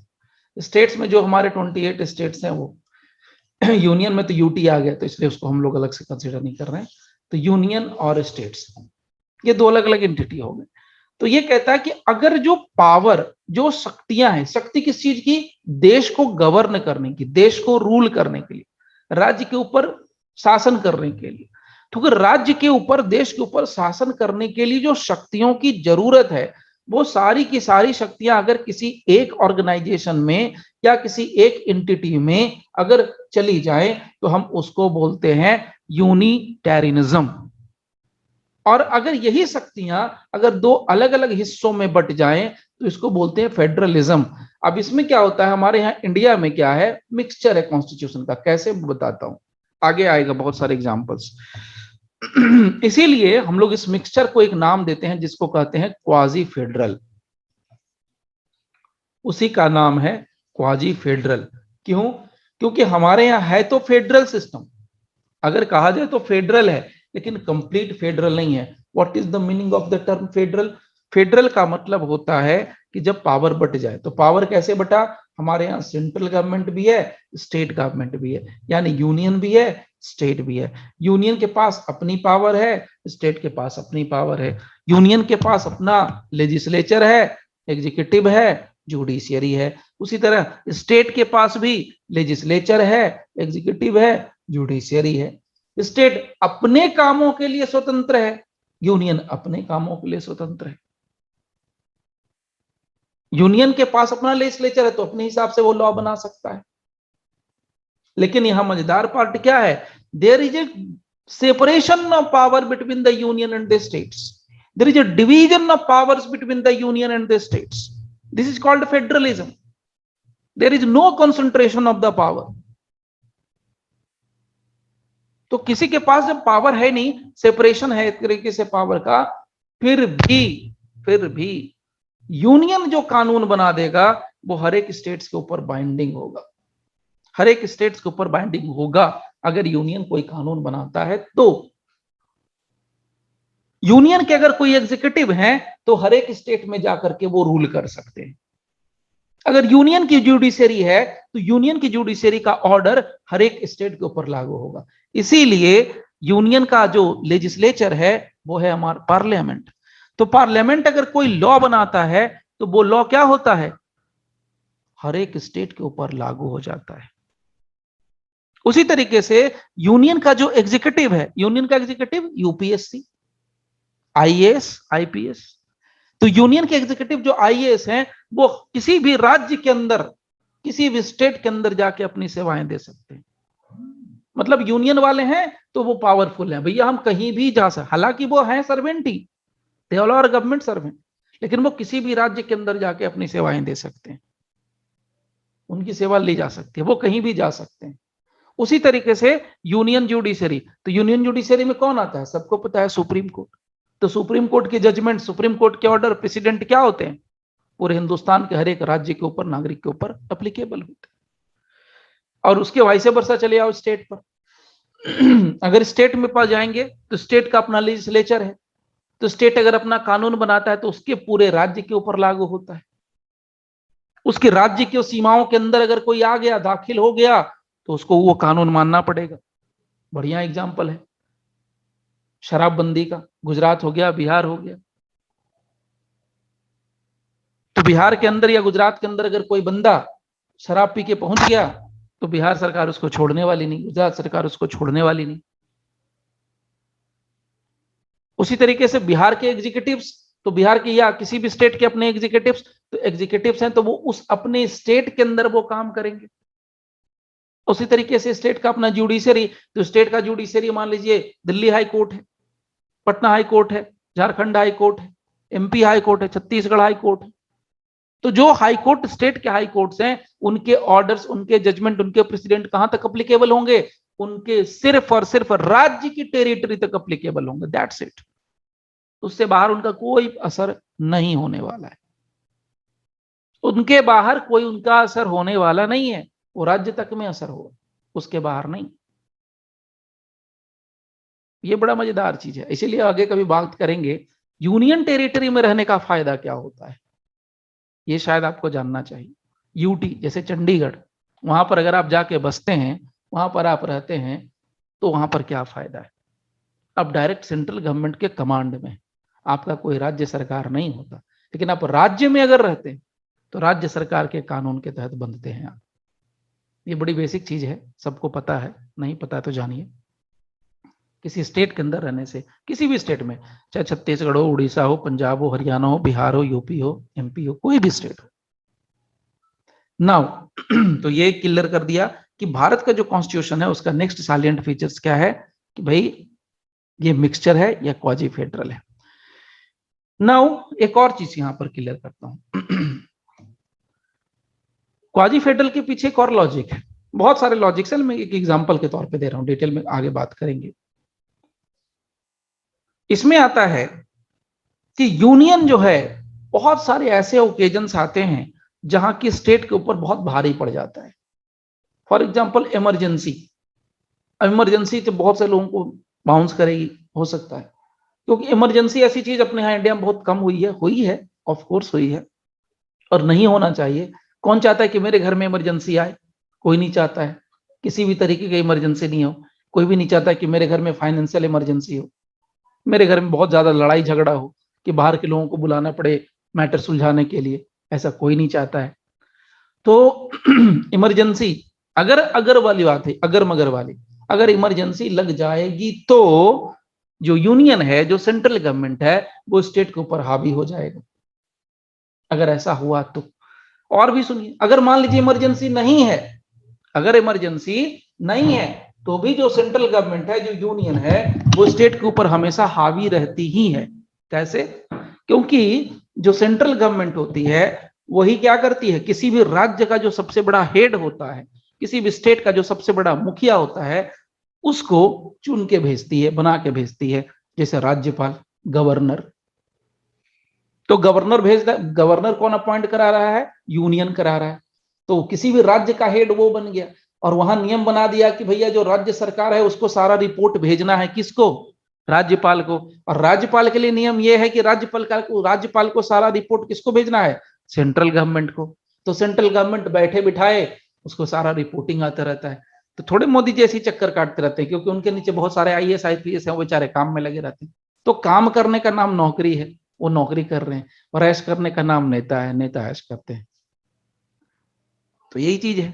तो यहाँ पर यूनियन और स्टेट, तो बहुत सारे एग्जांपल्स हैं, मैंने एक दो एग्जांपल दिए, जैसे इमरजेंसी का एग्जांपल दिया, आपको गवर्नर के अपॉइंटमेंट का एग्जांपल दिया, और बहुत सारे एग्जांपल्स हैं। Now coming to the next, देखिए नंबर 10, हमारा जो इंडियन कॉन्स्टिट्यूशन है वो रिजिडिटी और फ्लेक्सिबिलिटी का मिक्सचर है। So it's a mixture of rigidity and flexibility।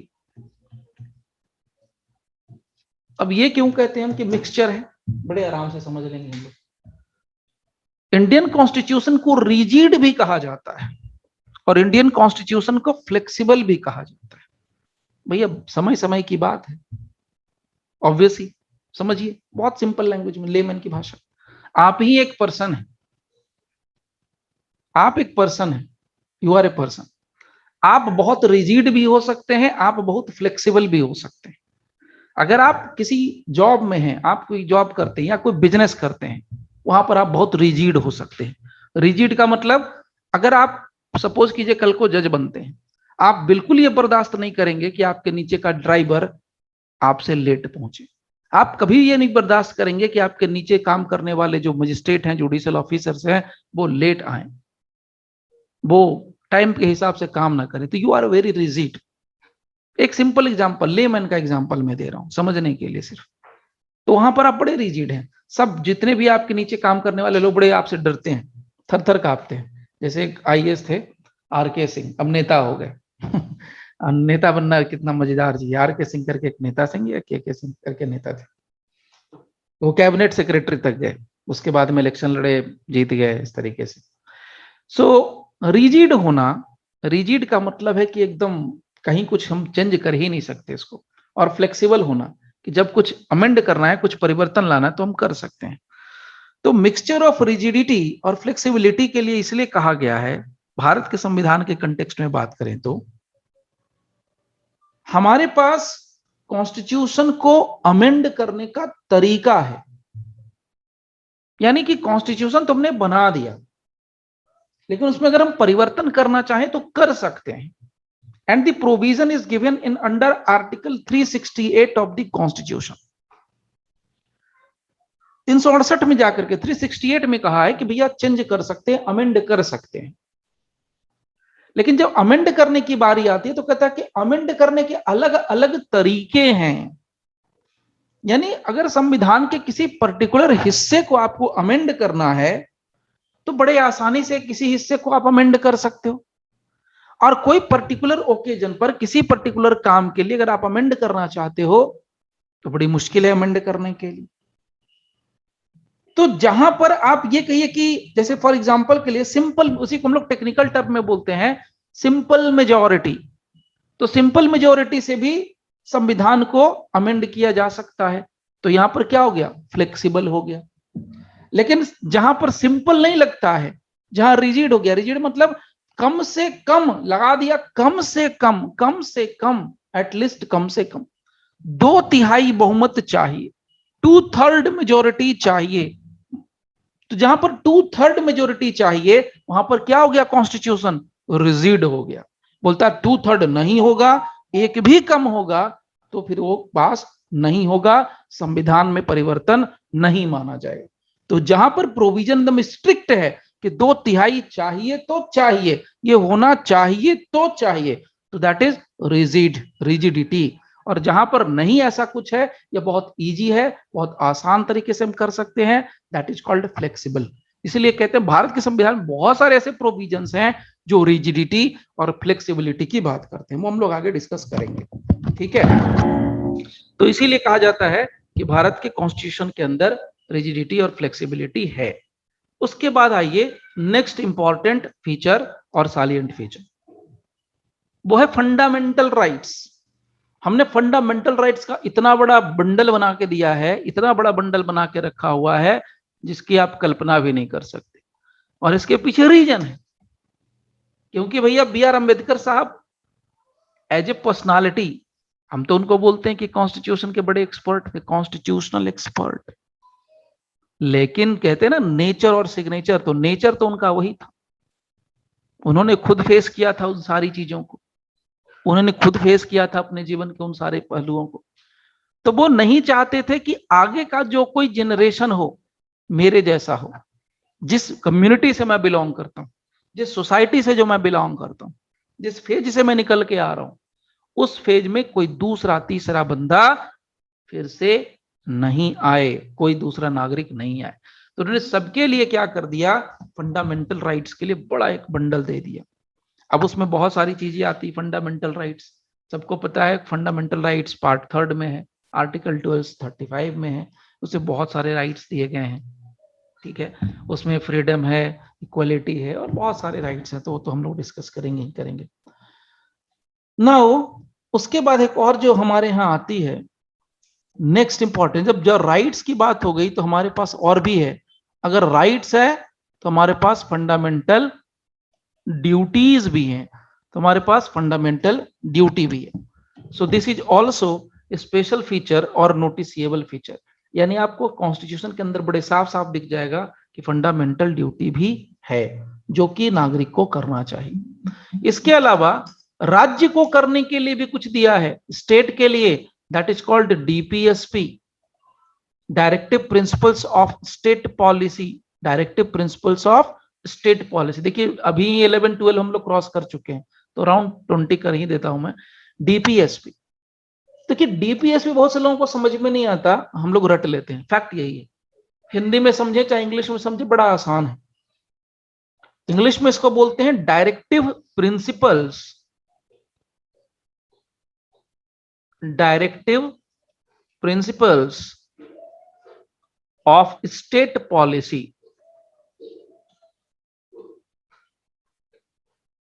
और हिंदी में बोलते हैं राज्य के नीति निर्देशक तत्व। तो अब ये directive principles of state policy क्या होता है, इसको रटिए नहीं, समझिए। रटने वाला पार्ट क्या होता है कि सर ये तो पार्ट 4 में दिया गया है, इसमें यहां से ये आर्टिकल है, दिस दैट, और रटना हो गया। समझना, मीनिंग पहले समझिए जरा थोड़े से। What is directive principle?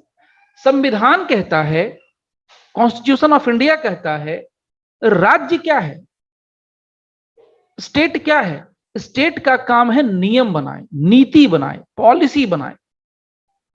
ये राज्य की पॉलिसी होनी चाहिए कि वो नागरिकों का सम्मान करवाए, इंडिविजुअल राज्य को। देखिए कोई भी राज्य हो, आज की डेट में 28 स्टेट्स हैं, तो जो भी 28 स्टेट्स हैं तो उसकी ड्यूटी है कि वो ऐसी पॉलिसी बनाए जो भारत के संविधान के प्रियम्बल के अंदर जो कुछ कहा गया है उसको अचीव करने में मदद करे। सॉवरेन, सोशलिस्ट, सेक्युलर, ये सब जो कुछ भी कहा गया है उसको अचीव करने में मदद करे। तो संविधान खुद से कहता है, कॉन्स्टिट्यूशन खुद से कहता है कि राज्य को अगर कोई भी नीति बनानी है, अब नीति बनाया सरकार ने, मान लिया नीति बनाई कि भाई हमारे यहां जो बैकवर्ड कम्युनिटी है उसके लिए हम एक अलग कॉलेज खोल देंगे।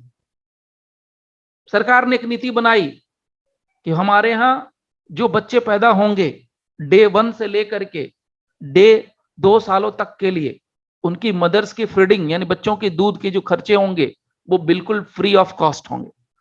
उसको क्वालिटी लेवल का दूध मुहैया कराया जाएगा छोटे छोटे बच्चों को, जन्म से लेकर के 2 साल 3 साल तक, जो भी अपना सरकार बने।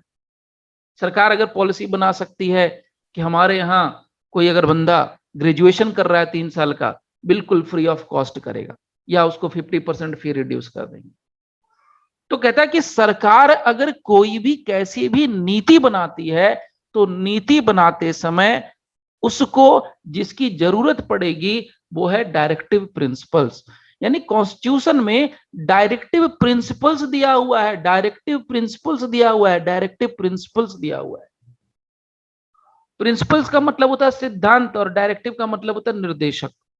यानी आपको क्या देना है, राज्य के नीति निर्देशक तत्व। यानी संविधान कहता है कि किसी भी नीति को बनाने के पहले आप इन प्रिंसिपल्स को अच्छे से स्टडी कर लीजिए, और आप कोई भी पॉलिसी बनाओ उन पॉलिसी को बनाने के पहले डायरेक्टिव प्रिंसिपल्स के सपोर्ट में, डायरेक्टिव प्रिंसिपल्स को ध्यान में रख के ही पॉलिसी बनानी है। तो क्या वो पॉलिसी होगी, क्या वो डायरेक्टिव प्रिंसिपल्स होंगे, वो हमारे पार्ट 4 में दिए हुए हैं। अगर हम पार्ट 4 में थोड़ा सा भी देख ले, थोड़ा रुकिए मैं आपको शो करता हूं। ये रहा हमारा 30 तो 35, ये रहा, देखिए ये हमारा है directive principles of state policy.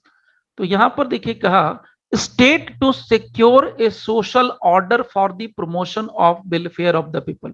अब इसको हम रट सकते, चलिए मैं एक इजी वाला लेता हूं। देखिए equal justice and free legal aid. अब यहां पर क्या कहा गया कि इक्वल, ये भी थोड़ा मैं हटा देता हूं, चलिए इसको भी हटा देता हूं, ये बाद में मेंट किया, मैं ओरिजिनल देख रहा हूं। चलिए ओरिजिनल लेते हैं। ओरिजिनल है हमारे पास article 41, right to work, right to education and public assistance in certain cases. अब कॉन्स्टिट्यूशन का आर्टिकल 41 ये डायरेक्टिव प्रिंसिपल है।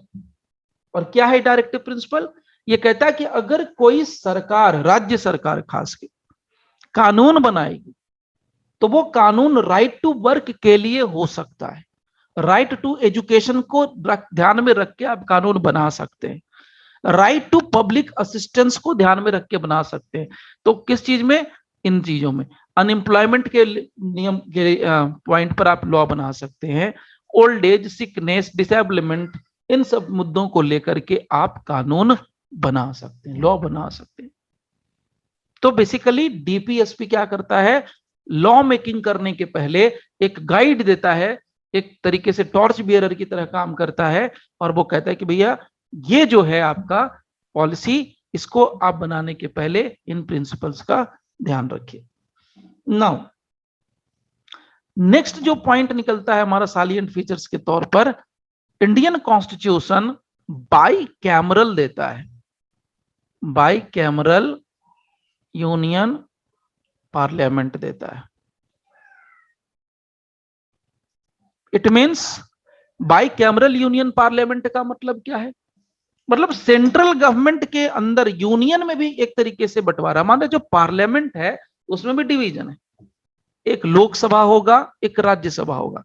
मजेदार चीज क्या है, लोकसभा और राज्यसभा, लोकसभा को लोअर हाउस बोलते हैं, एल से लोक, Lok Sabha lower house, Lok Sabha lower house, Lok Sabha lower house, Rajya Sabha upper house. मजेदार चीज क्या है, राज्यसभा और लोकसभा, तो लोकसभा का गठन होता है और उसके बाद उसका विघटन भी होता है, हिंदी में बताया। यानी लोकसभा खत्म भी हो सकता है, लोकसभा डिसॉल्व भी हो सकता है। सो लोकसभा डिसॉल्व होता है आफ्टर 5 इयर्स, और राज्यसभा कभी डिसॉल्व नहीं होती। ये भी एक बड़ा इंटरेस्टिंग सा पॉइंट है। तो इन्होंने क्या कर दिया, हमारे कॉन्स्टिट्यूशन ने यूनियन पार्लियामेंट में भी बाई कैमरल प्रोविजन दे दिया। अभी हम लोग डिटेल से आगे समझेंगे, जिसमें आता है कि भाई लोकसभा में कितने मेंबर्स हैं, 550, 550, राज्यसभा में कितने मेंबर्स हैं, कैसे कहां से बनते हैं, वो सब लोग आगे डिस्कस करेंगे। नाउ नेक्स्ट जो पॉइंट निकलता है वो है एडल्ट सफरेज। अब एडल्ट सफरेज क्या होता है? हिंदी में इसको बोलते हैं वयस्क मताधिकार, सफरेज।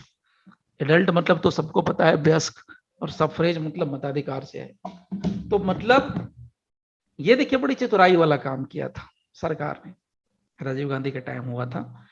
सो एडल्ट सफरेज क्या है? एडल्ट सफरेज का मतलब है हिंदुस्तान में अगर तुम पैदा हो गए और हिंदुस्तान के अंदर पैदा होने के बाद या हिंदुस्तान में अगर किसी तरह से आपको नागरिकता मिलती, यू फिर इंडियन सिटीजन, किसी भी तरीके से आपको नागरिकता मिलती हो, that is not the issue. लेकिन आप भारत के नागरिक हैं, और भारत के नागरिक होते हुए अगर आपने 18 साल की आयु पूर्ण कर ली है, 18 साल कंप्लीट कर लिया है, यानी 18 साल से ऊपर हैं या 18 साल के हैं, तो आप किसी भी धर्म, किसी भी जाति, किसी भी कम्युनिटी के हैं, आपको क्या करना है? वोट देना है। दे सकते हैं, फ्री है देने के लिए। ये एक बड़ी इंटरेस्टिंग बात है। तो लोगों को एक तरीके से खूब मूर्ख बनाया गया इस पॉइंट पे भी। वोट देते हैं यानी 18 साल का कोई भी आदमी वोट दे सकता है, लेकिन 18 साल में आप हर नौकरी नहीं कर सकते। ध्यान दीजिएगा, इस चीज को ध्यान दीजिए। 18 साल के अंदर आप किसी भी पोस्ट के लिए, चाहे वो लोकसभा का इलेक्शन हो, चाहे वो राज्यसभा विधानसभा का इलेक्शन हो, आप जा सकते हैं, वोट दे सकते हैं। आप वोट दे सकते हैं, लेकिन आपको नौकरी 18 साल में हर एक नौकरी नहीं मिल सकती। आप जुडिशरी की नौकरी 18 साल में नहीं कर सकते। यानी आप अपना सीएम चुन सकते हैं, आप अपना पीएम चुन सकते हैं, लेकिन आप अपना करियर और लाइफ दो चीज सिक्योर नहीं कर सकते। तो ये अच्छे से लोगों को बेवकूफ बनाया गया। ये क्रिटिसिज्म वाली बात होती है, तो क्रिटिसाइज इसको किया गया एडल्ट सफरेज को। ये वन साइडेड स्टेप था जिसका फायदा खूब उठा रहे हैं। कोई भी सरकार आए तो इन सब चीजों पर कोई कभी मीडिया नहीं बोलेगा, आपको ही समझना पड़ेगा। नाउ इसके अलावा नेक्स्ट जो पॉइंट निकलता है वो आता है आपका, दैट इज सिंगल सिटीजनशिप। हमारे यहां फेडरलिज्म तो है, लेकिन ये भी एक एग्जांपल है क्वाजी फेडरलिज्म का। सिंगल सिटीजनशिप का मतलब सबको पता है कि भाई भारत सरकार का यानी यूनियन का कोई अलग से कोई पासपोर्ट नहीं बनता है। एक ही पासपोर्ट होगा जो पूरे हिंदुस्तान क्या पूरे वर्ल्ड में वैलिड होगा। सिंगल सिटीजनशिप का मतलब है भारत में सिर्फ एक ही नागरिकता होगी, दो नागरिकता नहीं होगी। दो नागरिकता कहने का मतलब क्या है? ये एक तरीके से स्टेट के ना पावर को कट कर दिया गया था। मतलब सोचिए, राज्य को कहा कि तुमको सब कुछ देंगे, उसको कहा लेजिस्लेचर भी तुमको दिया, एग्जीक्यूटिव भी तुमको दिया, जुडिशियरी भी तुमको दिया। अपने हिसाब से कानून बनाओ, अपने हिसाब से कानून लागू करो, अपने हिसाब से कानून का पालन भी करवाओ, या उसके इंटरप्रिटेशन जो भी करना है कोर्ट कचहरी तुम चलाओ, सब कुछ तुमको दिया। Everything is of your own. उस समय कह दिया अंबेडकर साहब ने, लो भैया लॉलीपॉप, लेकिन नागरिकता हम ही देंगे भाई, तुम नहीं दे सकते। फिर तो क्या होगा? वो कहेंगे हमारे देश का ये नागरिक, मतलब राज्य को पकड़िए, एक देश या राज्य पकड़ भी लें तो वो कहेगा ये हमारे स्टेट का नागरिक है, ये हमारे स्टेट का नागरिक है, वो हमारे स्टेट का नागरिक है। तो फिर क्या होगा? देयर विल बी डिस्प्यूट, फिर से डिस्प्यूट हो जाता है। तो उसको हटा करके क्या कर दिया? Single citizenship. नेक्स्ट एक आता है हमारे, एक सिंगल जुडिशियरी है, सिंगल इंटीग्रेटेड जुडिशियरी। हमारे single integrated judiciary. Single integrated judiciary का मतलब समझ में आ रहा होगा। हमारे यहाँ क्या है, सिस्टम क्या बना हुआ है? ये देखिए, यूनियन जुडिशियरी है और स्टेट जुडिशियरी है, लेकिन मैं फिर भी कह रहा हूं सिंगल इंटीग्रेटेड जुडिशियरी, मतलब हाई कोर्ट और सुप्रीम कोर्ट की बात कर रहा हूं। तो हाई कोर्ट और सुप्रीम कोर्ट का पावर ऑलमोस्ट सेम है, अपॉइंटमेंट सेम ही पर्सन करते हैं, यानी प्रेसिडेंट ही करते हैं। तो एक इंटीग्रेटेड जुडिशियरी है, यानी जहां हाई कोर्ट की बात होगी और सुप्रीम कोर्ट की बात होगी तो ऑलमोस्ट सब सेम है। वो भी रिट ज्यूरिसडिक्शन रखता है सुप्रीम कोर्ट, तो हाई कोर्ट भी रिट ज्यूरिसडिक्शन रखता है। उस तरीके से बहुत सारे ऐसे ज्यूरिसडिक्शन हैं जो दोनों के सेम सेम होते हैं। Now coming to the next important point, एक और चीज मैं आपको यहाँ शेयर करता हूँ। देखिए 18 हो गए, इसमें हम लोग बात करते हैं इंडिपेंडेंस की, इंडिपेंडेंस ऑफ जुडिशियरी। तो ये तो सबको पता है independence of judiciary, judiciary independent है। भाई कैसे इंडिपेंडेंट है? जिसकी मर्जी है। यहाँ पर क्या चलता है? कोलेजियम, जो जिसको सपोर्ट कर दे। अब सपोर्ट कैसे करता है वो इंटरनल कहानी है, पब्लिक को नहीं पता है। मतलब एक जज उसी जज को क्यों सपोर्ट कर रहा है ये कभी कोई नहीं पूछता है। This is called independence. आप इस बात को समझिए एक चीज को समझिए, जैसे एक हाई कोर्ट है, मैं इसका दोनों पहलू बताऊंगा, दोनों साइड बताऊंगा आपको थोड़ा, क्योंकि थोड़ा ब्रॉड माइंड होकर सोचे इसीलिए। जैसे मान लीजिए आप हाई कोर्ट में 10 साल से प्रैक्टिस कर रहे हैं, 12 साल से प्रैक्टिस कर रहे हैं, और आप भी हैं बहुत अच्छे से दावेदार, आपके अंदर भी पूरा टैलेंट है, आप साल में कम से कम 365 मोर देन 300 या 400 केसेज फाइल कर रहे हैं, आपके बहुत सारे केसेज में जजमेंट है, ये वो दिस दैट, बहुत चीजें बहुत अच्छी आपकी वकालत चल रही है। वहां भी क्या होता है ना, एक डेटा आता है, मतलब कि हाँ भाई अब चलिए आप लोग जो लोग चाहते हैं कि हम जज बनना चाहते हैं तो अपना अपना बायोडेटा सबमिट कीजिए, तो वहां भी बायोडेटा सबमिट करना पड़ता है, ठीक है। वो हाई कोर्ट के रजिस्ट्रार के पास जाता है, जो नहीं जानते मैं आपको बिल्कुल प्रैक्टिकल प्रोसीजर बता रहा हूँ। तो हाई कोर्ट के रजिस्ट्रार जो है कि वहां से नोटिफिकेशन इशू करते हैं और हम मांगते हैं कि भाई जिनको जिनको भी अपॉइंट होना चाहते हैं, जज बनना चाहते हैं, इतनी सीट खाली है हमारे पर्टिकुलर हाई कोर्ट में, हमें इतने जजेस की जरूरत है, तो अपना अपना बायोडेटा दीजिए। अब मान लीजिए 50 लोगों ने बायोडेटा दिया और मान के लीजिए 5 सीट खाली है, जस्ट से 5 seats are vacant and there are 50 candidates, 50 लोग चाहते हैं जज बनना। अब ये सॉरी हाँ 50 लोग चाहते हैं जज बनना, अब ये 5 लोगों का ही सिलेक्शन होगा। अब आप इसको आप बहुत नॉर्मली देखेंगे कि 5 लोगों में से किसका सिलेक्शन होगा। जिन 5 लोगों का सिलेक्शन हुआ उसका रिकमेंडेशन वहां के जज करते हैं लोकल, यानी कि जिस हाई कोर्ट में आप प्रैक्टिस करते हैं वहां के चीफ जस्टिस करेंगे। सवाल ये उठता है कि उसी का क्यों करते हैं, आपका क्यों नहीं हुआ। सपोज कीजिए भगवान न करे ऐसा हो कभी जिंदगी में, लेकिन अगर आपका नहीं रिकमेंडेशन हुआ एज ए जज, आपका नाम क्यों नहीं रिकमेंड किया गया, आपके बारे में लिख के दिया गया ऊपर सुप्रीम कोर्ट में, या आपने बायोडेटा भेजा था तो आपने आपकी तरफ से रिप्लाई आ गया भाई you are not currently eligible for this post. क्यों मैं एलिजिबल नहीं हूं, मैं साल के 500 केस कर रहा हूं, मैं एडवोकेट के तौर पर बहुत अच्छे से फेमस हूं, मुझे सब कोई जानते हैं, मैं जजमेंट अच्छा जानता हूं, लॉ अच्छा जानता हूं, सब कुछ अच्छा है मेरा, everything is full and fine, but still I am not selected. मेरा नाम क्यों रिकमेंड हुआ, उसी 5 लोगों का सिलेक्शन क्यों, मेरा क्यों नहीं हुआ, जबकि मैं भी प्रबल दावेदार। That is called independence of judiciary. मतलब ये कॉलेजियम डिसाइड कर देता है। कॉलेजियम क्या होता है, गुप्त मीटिंग एक तरीके से होती है, सीक्रेट मीटिंग आप इसको एक तरीके से बोल सकते हैं। तो आप अक्सर देखेंगे आपको इसका एग्जाम्पल, बहुत एग्जाम्पल मतलब कॉमन टू ऑल है भाई, कॉमन टू ऑल है, सबको पता है। आप ये सब पढ़ सकते हैं, इतिहास में देख सकते हैं, गूगल सर्च कर सकते हैं। वो एक कहावत सुना होगा आपने, एक मूवी में चला था, मैं नाम भूल जाता हूँ, सुपर 30 आनंद कुमार वाला। उसमें एक डायलॉग बड़ा फेमस हुआ था कि राजा का बेटा राजा नहीं बनता है, लेकिन जुडिशियरी में जज का बेटा ही जज बनता है। इसी चीज को एक तरीके से इनडायरेक्टली कहा जाता है इंडिपेंडेंस। उसको ही हम क्यों रखते हैं, कहीं ना कहीं कुछ ना कुछ होता है जो कि हम अपने अंदर ही समेट के रखते हैं। यानी इस पे कोई उंगली नहीं उठाएगा कि उसी को क्यों जज बनाया गया, आपको क्यों नहीं बनाया गया, इस पे आप ऑब्जेक्शन नहीं ले सकते। और अगर मांगे ऑब्जेक्शन तो आपकी नौकरी गई। अभी हुआ ऐसा ही, बिहार सरकार में नौकरी कर रहे थे कि डीजे साहब, उन्होंने बोला कि भाई मेरा नाम रिकमेंड नहीं किया क्योंकि यहाँ लॉबी चलती है, ये होता है, वो होता है, दिस होता है, दैट होता है।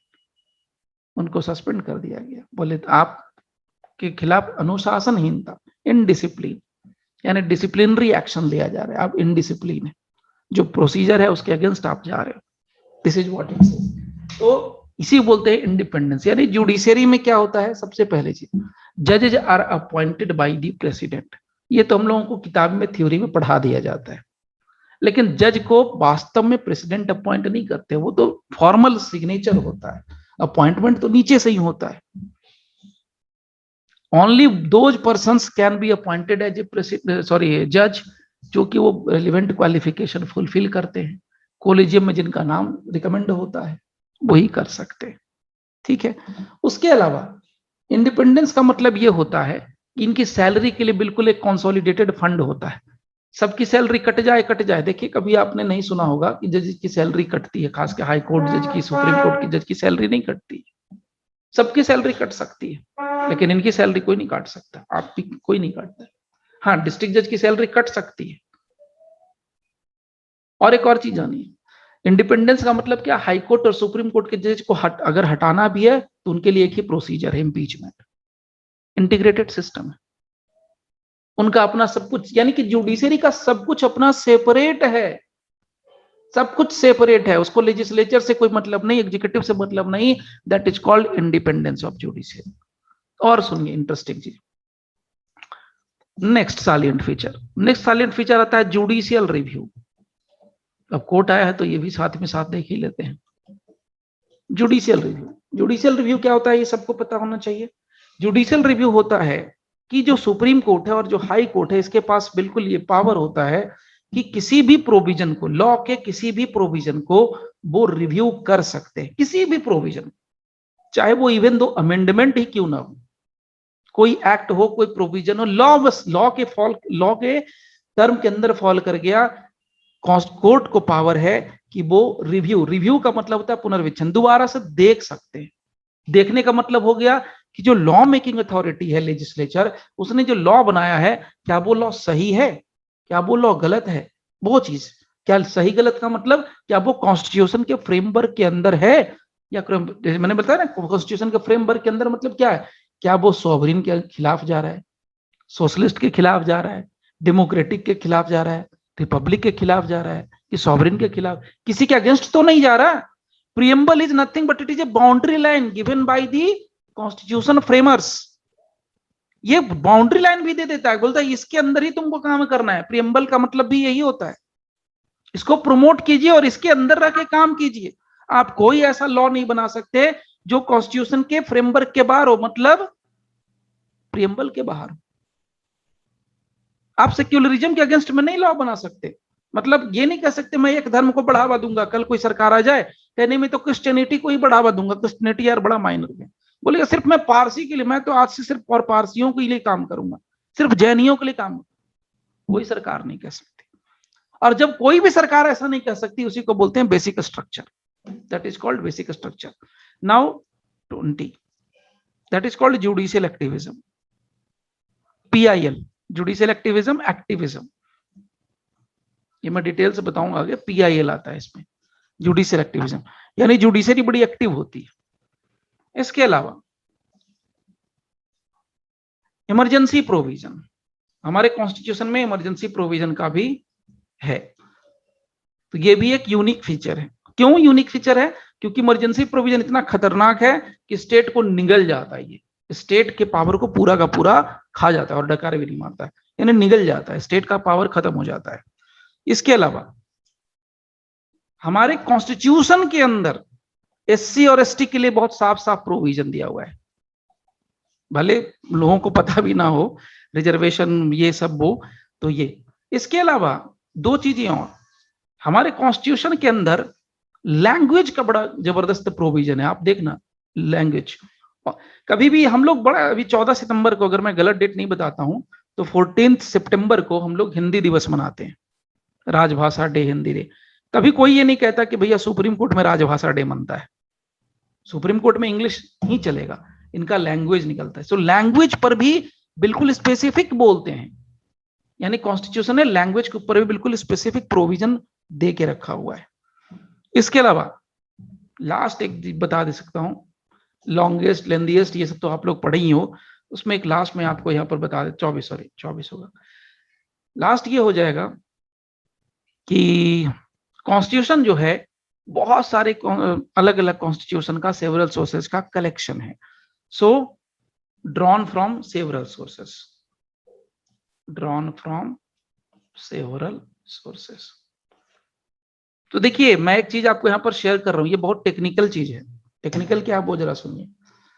अब होता क्या है, एग्जाम में अगर पूछता है सालिएंट फीचर्स, अगर सालिएंट फीचर से रिलेटेड अगर क्वेश्चन आता है तो वो आप उसका मार्किंग देखो, क्या वो 10 मार्क्स के लिए है, 15 मार्क्स के लिए है, 20 मार्क्स के लिए है। अगर वो कम मार्क्स के लिए है, जैसे 10 मार्क्स के लिए है, तो तोड़ने की जरूरत नहीं है, तो आप 8, 10, 11 यानी कम से कम 8, उससे ज्यादा मिडिल में 11, आप क्या करो 11 पॉइंट्स लिख दो।